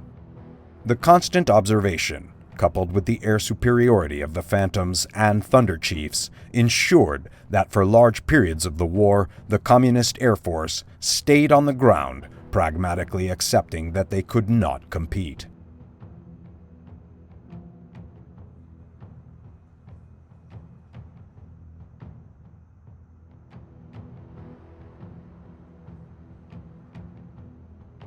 The controllers and their equipment directing the airstrikes were part of a chain of command that stretched back from Vietnam through the Pacific headquarters in Hawaii, all the way to Washington, where the targets were identified and authorized. At the very end of the chain were the Thuds, setting off daily with their loads.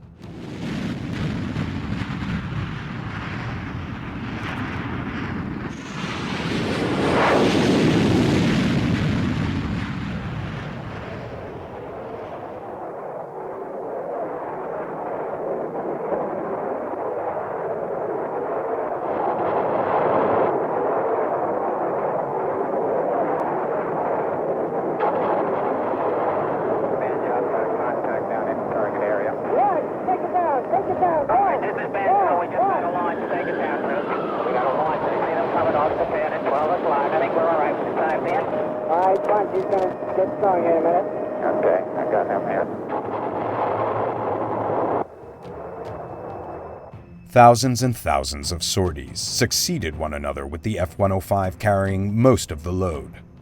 Whether or not one questions the strategic effect of the program, it is impossible to deny the burden that the Thunder Chiefs carried and the effectiveness with which they pursued their assignments.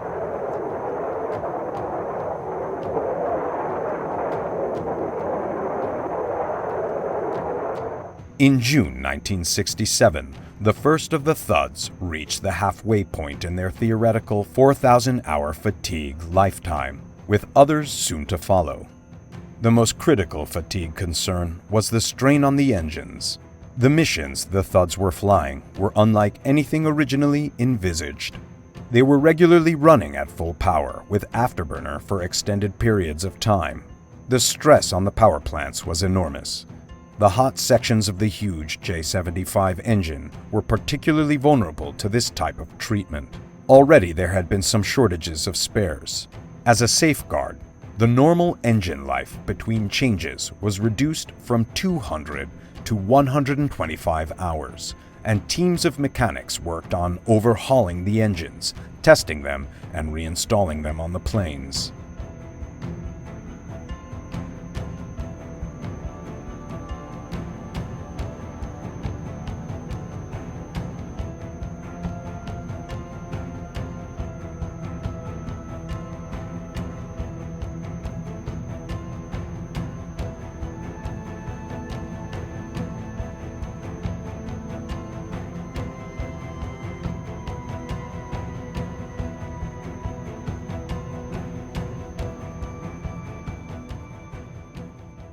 By August 1968, the 380th Squadron was flying a Thunder Chief with 3,000 hours under its belt, having gone out on 500 missions, received flak damage on several occasions, and been involved in a mid-air collision earlier in the year. By October, 3 more had passed the mark. They were growing old fast. An earlier suggestion to reopen the lines and build more F-105s had been considered, then dropped. There was a replacement for much of their work already available in the Phantom, and construction was proceeding apace on their successor, a design that had been heavily influenced by the story of the Thud, and which reflected many of the lessons learned in its combat life, the F-111. For the time being, the Thuds remained indispensable, and they were constantly tended to in order to maintain their status and prolong their life. The Thuds remained in Vietnam to the end. Not only the two-seater surface-to-air missile-suppressing Wild Weasels, but also the Ds and Fs with their bombs, tactical support, and electronic countermeasures systems. The Thuds were still workhorses, right through to the devastating Linebacker 1 and 2 operations, which finally brought the North to a negotiating position that allowed the U.S. to withdraw from the conflict. Their bombing had sustained the air war against North Vietnam. There was no other plane at the time that could have done the job. The bombing was fiercely pressed home, and the results were devastating, particularly when they were directed against a specific industrial target, as here on this truck maintenance depot. The Ho Chi Minh Trail buzzed with activity during the bombing hauls, with trucks bumper to bumper illustrating 2 points: the wily resolve of the Vietnamese in pursuit of their aims and the effectiveness of the bombing. With thuds overhead, the trucks became far more circumspect. The pilot's tour of duty was 100 missions, and the Thud saw hundreds of pilots through their tours and home again. They were men who were undoubtedly universally glad to be out of the war, glad to have done their job, and grateful to have survived. However, many of them were to miss their big machines and the sensation of howling through the air in a huge metal monster at twice the speed of sound. Captain John Pirwati began growing his mustache when he first arrived in Vietnam in 1967. When he finished his 100th mission, the mustache was 12¼ inches long. On his 55th mission, his Thud was hit by artillery over the Paul Duma Bridge near Hanoi during a bombing run. His story is typical. Not only did he hit the bridge and bring down a span, but the damaged Thud brought him home to finish his tour. Some of the Wild Weasel and other specialist planes stayed with the U.S. Air Force after Vietnam, but the 105s were progressively phased out and retired into the hands of the pilots of the Air Force Reserves. There weren't too many of them around, and they faded rather quickly from use. The last reserve flight of an F-105 was on the 25th of May, 1983, exactly 25 years after the accident on the first flight of the F-105B.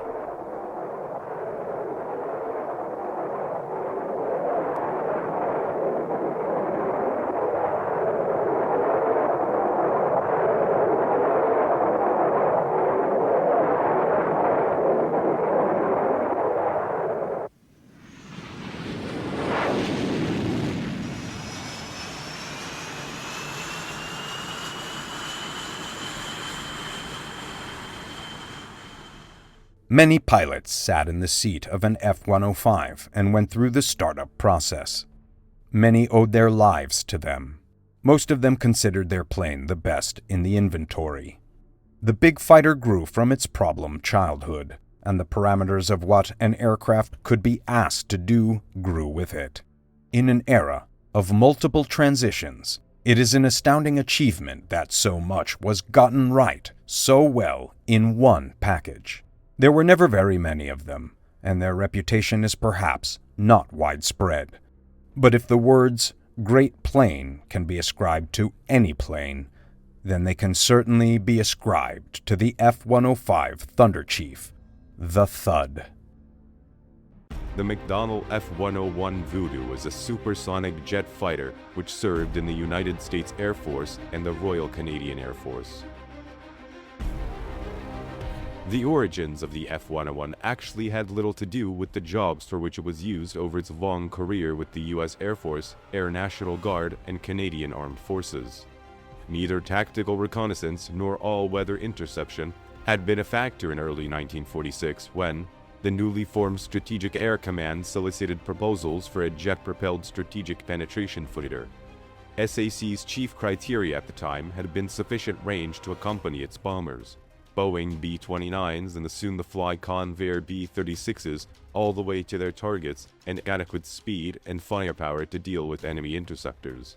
4 swept-wing designs were ultimately approved for prototype development: the McDonnell XF-88 Voodoo, Lockheed XF-90, Republic XF-91 Thunderceptor, and North American YF-93A, a development of the F-86. All of which flew between 1948 and 1950.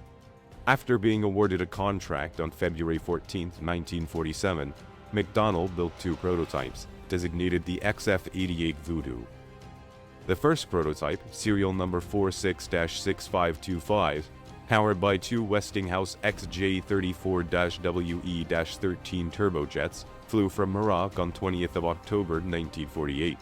Preliminary testing revealed that while handling and range were adequate, the top speed was a disappointing 641 miles an hour at sea level.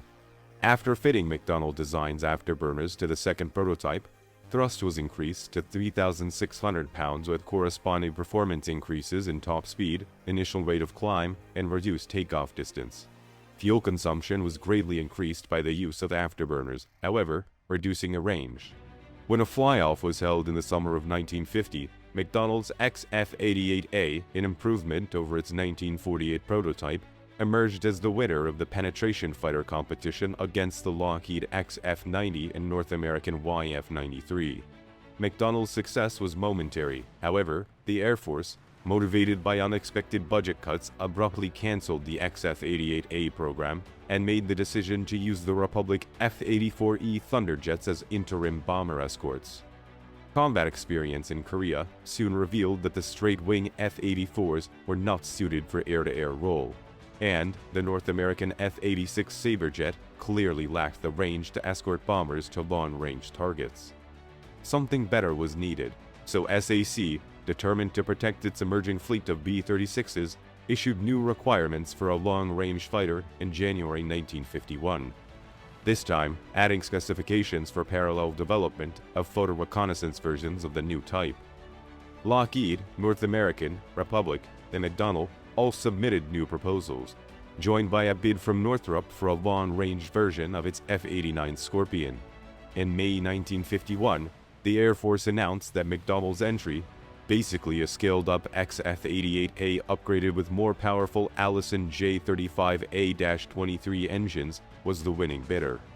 But before construction was authorized, the Air Force specified major changes aimed at improving overall range and performance, the most significant being the substitution of Pratt & Whitney J57P-13 power plants, which required enlarging and lengthening the fuselage to carry more fuel and house bigger engines, plus extensively revising the air intakes and related engine ducting.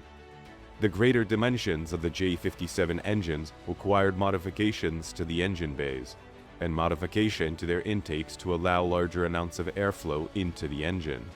The new intakes were also designed to be more efficient at higher Mach numbers.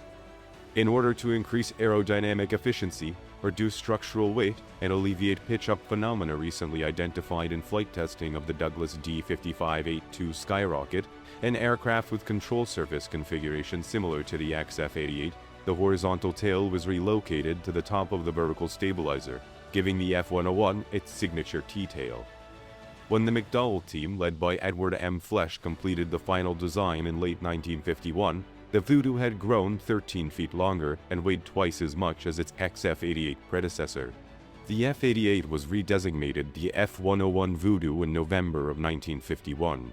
The F-101A would be, at the time, the largest single-seat fighter ever built, 67 feet, 5 inches long, and weighing over 48,000 pounds fully loaded. Although the wing had been slightly enlarged by increasing the chord of the inboard half of each panel, total area was still relatively small, 368 square feet, producing prodigious loading of 135.9 pounds per square foot, the highest of the Century series in original configuration. Internal fuel capacity increased from 734 to 2,341 gallons, augmented by two 450-gallon external drop tanks. Provisions were also made for an in-flight refueling, either via flying boom or probe and drogue systems to extend the plane's combat radius even further. An APS-54 search radar provided all-weather capability, and heavy firepower came from four 20mm cannons, 3 Hughes GAR-1 Falcon radar homing missiles, and up to 12 unguided rockets. Before the final design was fixed, the Air Force expanded the fighter's potential mission uses by adding the capability to carry a nuclear weapon on an external rack. In late 1952, the mission of the F-101 was changed from penetration fighter to strategic fighter, which entailed equal emphasis on both the bomber escort mission and on nuclear weapons delivery. The new Voodoo mock-up with the reconfigured inlets, tail surfaces, landing gear, and dummy nuclear weapon was inspected by Air Force officials in March 1953.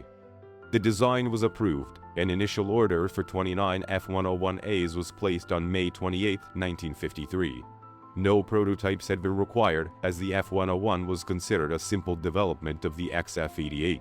with the Cook-Craig production policy, in which initial low-rate production would be used for testing without the use of separate prototypes chosen instead. Not surprisingly, a decision was made to limit production to the initial procurement until military acceptance testing and evaluation was well underway.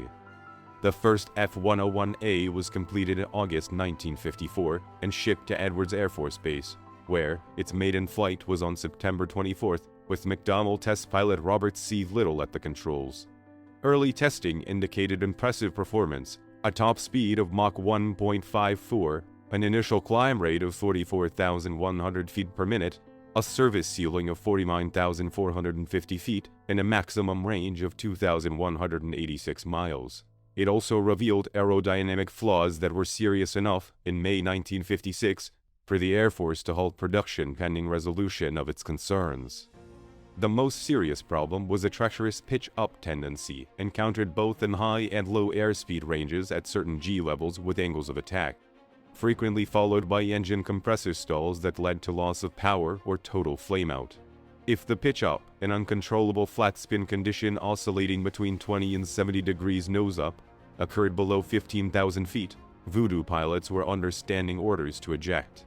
The pitch-up problem was substantially remedied by installing a pitch inhibitor, would not allow the stick to be pulled past specific points at specific speeds, and the intakes and engine ducting were redesigned to diminish the possibility of compressor stalling. After what amounted to approximately 2,000 engineering changes, the hold order on F-101A production was finally lifted in November 1956, and the type was accepted for operational service in early May of 1957. Development and testing of the photo reconnaissance version, the RF-101A, followed the fighter version by about 18 months. But, due to the setbacks in the fighter program, the photo recon versions entered the operational service at virtually the same time. The aircraft was fitted with an MA-7 fire control radar for both air-to-air and air-to-ground use, augmented by a low-altitude bombing system for delivering nuclear weapons, and was designed to carry a Mark 28 nuclear bomb. The original intended payload for the F-101A was the McDonnell Model 96 Store, a large fuel/weapons pod similar in concept to that of the Convair B-58 Hustler, but was cancelled in March 1956 before the F-101 entered service. Other operational nuclear payloads included the Mark 7, Mark 43, and Mark 57 weapons. While theoretically capable of carrying conventional bombs, rockets, or Falcon air-to-air missiles, the Voodoo never used such weapons operationally. The RF-101A made its first flight in June 1956, and differed from the fighter mainly in carrying 150 gallons of additional internal fuel and having a Lathan nose that housed 3 vertical and 2 oblique Fairchild cameras in place of the search radar and 20mm guns. The RFs shared the capability to deliver a single nuclear weapon carried on a centerline rack and were marginally faster than the Fs due to the reduced weight. F-101As became operational in May 1957, with the 27th Strategic Fighter Wing in their original bomber escort role, replacing their F-84F Thunderstreak. However, by this time, SAC had decided to abandon the long-range fighter concept. Even with its above-average range, the Voodoo could not escort the bombers. B-36s, and by that time B-47s and B-52s, all the way to their intended targets. The F-101A's career might have ended then and there, but for the intervention of Tactical Air Command, which saw potential in the big fighter as a tactical nuclear weapons delivery system platform. Thus, in mid-1957, the 27th Strategic Fighter Wing became the TAC-controlled 27th Fighter Bomber Wing, and all F-101As were thereafter retrofitted with the low-altitude bombing system and other apparatus needed to complete their new function as nuclear strike fighters.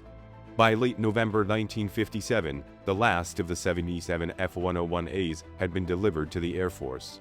50 of them assigned to operational units, with the remaining 27 held for experimental and test purposes. F-101As served in a frontline role until 1966, after which they were phased out and turned over to the Air National Guard units. The first of 35 production RF-101As was delivered to the 363rd Tactical Reconnaissance Wing, TRW, at Shaw Air Force Base in May 1957. It was the first supersonic reconnaissance aircraft in the Air Force inventory, and, on November 27, 1957, as a part of Operation Sunrun, 4 RF-101As set a new transcontinental speed record. They flew round-trip between McGuire Air Force Base in New Jersey and March Air Force Base in California in 6 hours, 46 minutes, and 36 seconds, with an average speed of 721 miles an hour. In the mid to late 1960s, RF-101As were used as reconnaissance trainers and were all phased out of the active Air Force inventory by 1971. A few serviceable examples following the conversion to RF-101G standards were transferred to Air National Guard units. Pilots who flew the Voodoo were impressed by its performance, dubbing it the One-O-Wonder, but they also considered it very unforgiving. Colonel C. Robert Oz Osborne Jr. said, "The F-101 was a lady, a fantastic airplane, but touchy, very touchy. It had to be flown properly." Air Force test pilot Richard Baird echoed that sentiment. "It's the biggest by-the-book fighter I've ever flown. The Voodoo would bite you. You really had to fly it strictly by the book." And reconnaissance pilot Colonel Jonathan Gardner noted that, "The first ride, you didn't fly it, you hung on to it."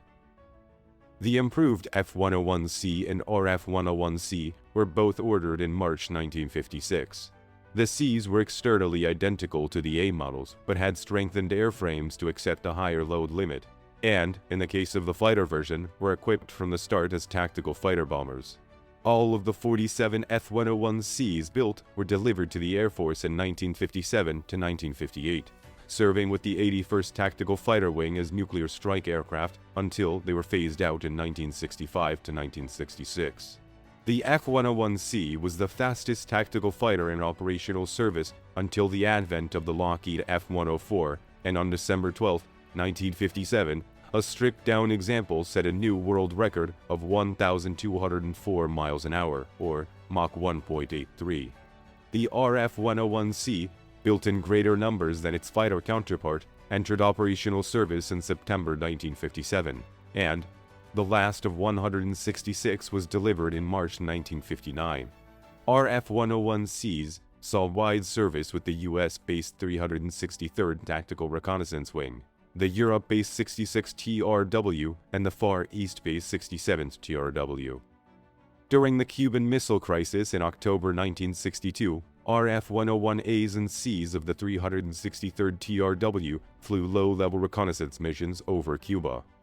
The RF-101C was the only Voodoo variant to see combat in Vietnam. In fact, as early as 1961, RF-101Cs of the 67th TRW, operating out of Kadena Air Force Base in Okinawa, began making surveillance flights over Laos and South Vietnam.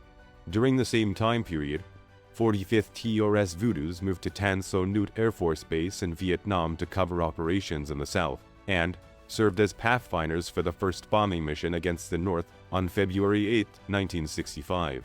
Between 1965 and 1970, 33 RF-101Cs were lost to enemy anti-aircraft and missiles, and one to a North Vietnamese MiG-21. Starting in late 1967, as more RF-4Cs arrived to the takeover reconnaissance duties, Voodoos were restricted from operations over North Vietnam. They were all ultimately withdrawn from the combat zone by late 1970. Upon their return to the States, RF-101Cs were retired from active U.S. Air Force service, and many were turned over to the Air National Guard's units. In 1965, 29 F-101As and 31 F-101Cs were modified under the new designations RF-101G and RF-101H, respectively, to serve as unarmed reconnaissance aircraft with the Air National Guard units. The modification entailed removal of radar and armament and the installation of a nose cone housing cameras and new electronic components. RF-101Gs and Hs were operated by 3 Air National Guard units, the 154th TRS in Arkansas, the 165th TRS in Kentucky, and the 192nd TRS in Nevada. In early 1968, the seizure of the U.S. naval surveillance vessel Pueblo by the North Koreans led to President Lyndon B. Johnson to activate all 3 Air National Guard Voodoo units.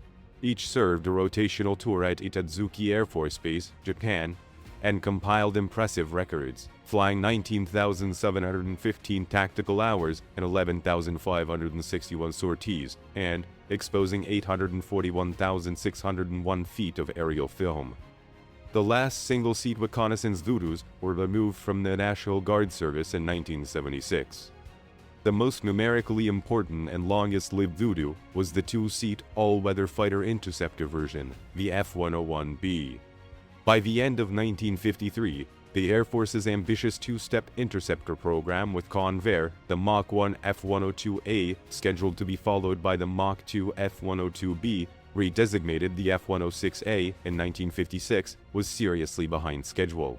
An aircraft was needed to plug the gap between this so-called ultimate interceptor and the subsonic Northrop F-89 Scorpions, Lockheed F-94 Starfires, and North American F-86D Sabres serving with Air Defense Command. ADC's expression mission was strategic defense to interrupt and destroy Soviet bombers en route to the United States before they reached our shores. Late in 1953, the Air Force asked aircraft manufacturers to submit proposals for a new missile-armed all-weather interceptor under the classification Weapon Systems WS-217A. McDonnell offered a single or two-seat adaptation of the F-101 that would incorporate new fire control and missile systems and use more powerful Wright J67 engines, license-built copies of the British Bristol Olympus that were supposed to produce 22,000 pounds of static thrust each. The Air Force selected McDonnell's proposal in mid-1954, specifying the two-seat version, and issued a letter of intent in March 1955 for an additional batch of 28 aircraft and potential production of 68 more. The expectation was that the first flight would take place in mid-1956, and the prototype would enter the operational service in early 1958. After the letter of intent was issued, McDonnell requested the designation F-109 for the airframe portion of the WS-217A project, but the Air Force, evidently conscious of the funding obstacles associated with the new aircraft as opposed to the improvements to the existing type, called it the F-101B. Although McDonnell had the F-101B mock-up ready for inspection by September 1955, the entire Voodoo program was put on indefinite hold while the aforementioned aerodynamic problems with the F-101A were being ironed out. Further delays and uncertainties with the J67 engines led to a decision to use Pratt & Whitney J57P55 power plants, which featured longer afterburners and a thrust rating of 16,900 pounds per engine. The F-101B shared the center and aft fuselage sections and tail group of the F-101A series, and, other than bulged wheel well doors to house larger tires, the same wing platform. But the F-101B introduced a completely new, 4-foot longer forward fuselage section with a tandem cockpit layout for the pilot and radar operator. Also new was a Hughes MG tracking and fire control system, essentially an upgrade of the E6 system already utilized in the F-89D, and a rotary weapons bay that held 4 Hughes Falcon semi-active radar and infrared missiles. The first F-101B took off from Lambert Field in St. Louis on March 27, 1957, a year behind schedule, and the Air Force spent nearly 2 more years conducting extensive tests and evaluations before releasing the Voodoo interceptors to operational service. Flight performance met expectations, a top speed of Mach 1.66, a combat ceiling of 51,000 feet, and a normal range of 1,387 miles. But the F-101B had other problems that seriously hampered its operational effectiveness. The radar operator's position was poorly designed, and little could be done to improve it other than minor adjustments. Even more worrisome, the MG-13 fire control system did not adequately control the weapons on a platform as fast as the F-101. A proposal to replace the system with the more advanced MA-1 developed for the F-106 was rejected because of the cost involved. Deficiencies notwithstanding, the F-101Bs became operational with the 60th Fighter Interceptor Squadron at Otis Air Force Base in Massachusetts on January 5, 1959. On the plus side, the two-seater Voodoos had been extensively tested by the time they had reached ADC, and they finally gave the Air Force an interceptor capable of advanced performance at affordable cost, $1.7 million per plane. compared to $4.7 million for an F-106A. By the end of 1960, no fewer than 17 ADC squadrons were equipped with F-101Bs. Production ended in March 1961, with a total of 480 aircraft delivered. Beginning in 1959, McDonnell undertook a modification in which approximately 1 out of every 4 F-101Bs would be fitted with dual controls while retaining full ADC mission capability. Used for conversion and operational training under the initial designation TF-101B, these aircraft were redesignated F-101Fs in 1961, after 79 examples had been modified. Late production F-101Bs boasted upgraded fire control systems and the ability to carry 2 nuclear-tipped, unglided Genie MB-1s or Air-2A missiles in place of the 2 Falcons. In a modernization program, Project Bold Journey, completed between 1963 and 1966, most F-101Bs were fitted with infrared sensors to facilitate tracking of hostile aircraft regardless of radar jamming, and also received a much improved pitch control mechanism that functioned through an automatic flight control system. F-101Bs/Fs began to be phased out of Air Force service in 1969, without having fired a shot in anger, and the last active-duty squadrons operating the type, the 60th and 62nd FIS, retired their Voodoos in April 1971. Simultaneously, F-101Bs and Fs were delivered to the Air National Guard units, starting with the 116th FIS, Washington ANG, in November 1969, and ultimately went on to fully equip 8 fighter interceptor units in 7 different states. The Air Force retained a small number of F-101Bs after 1971 for fighter interceptor training, and the last of those was retired in September 1982.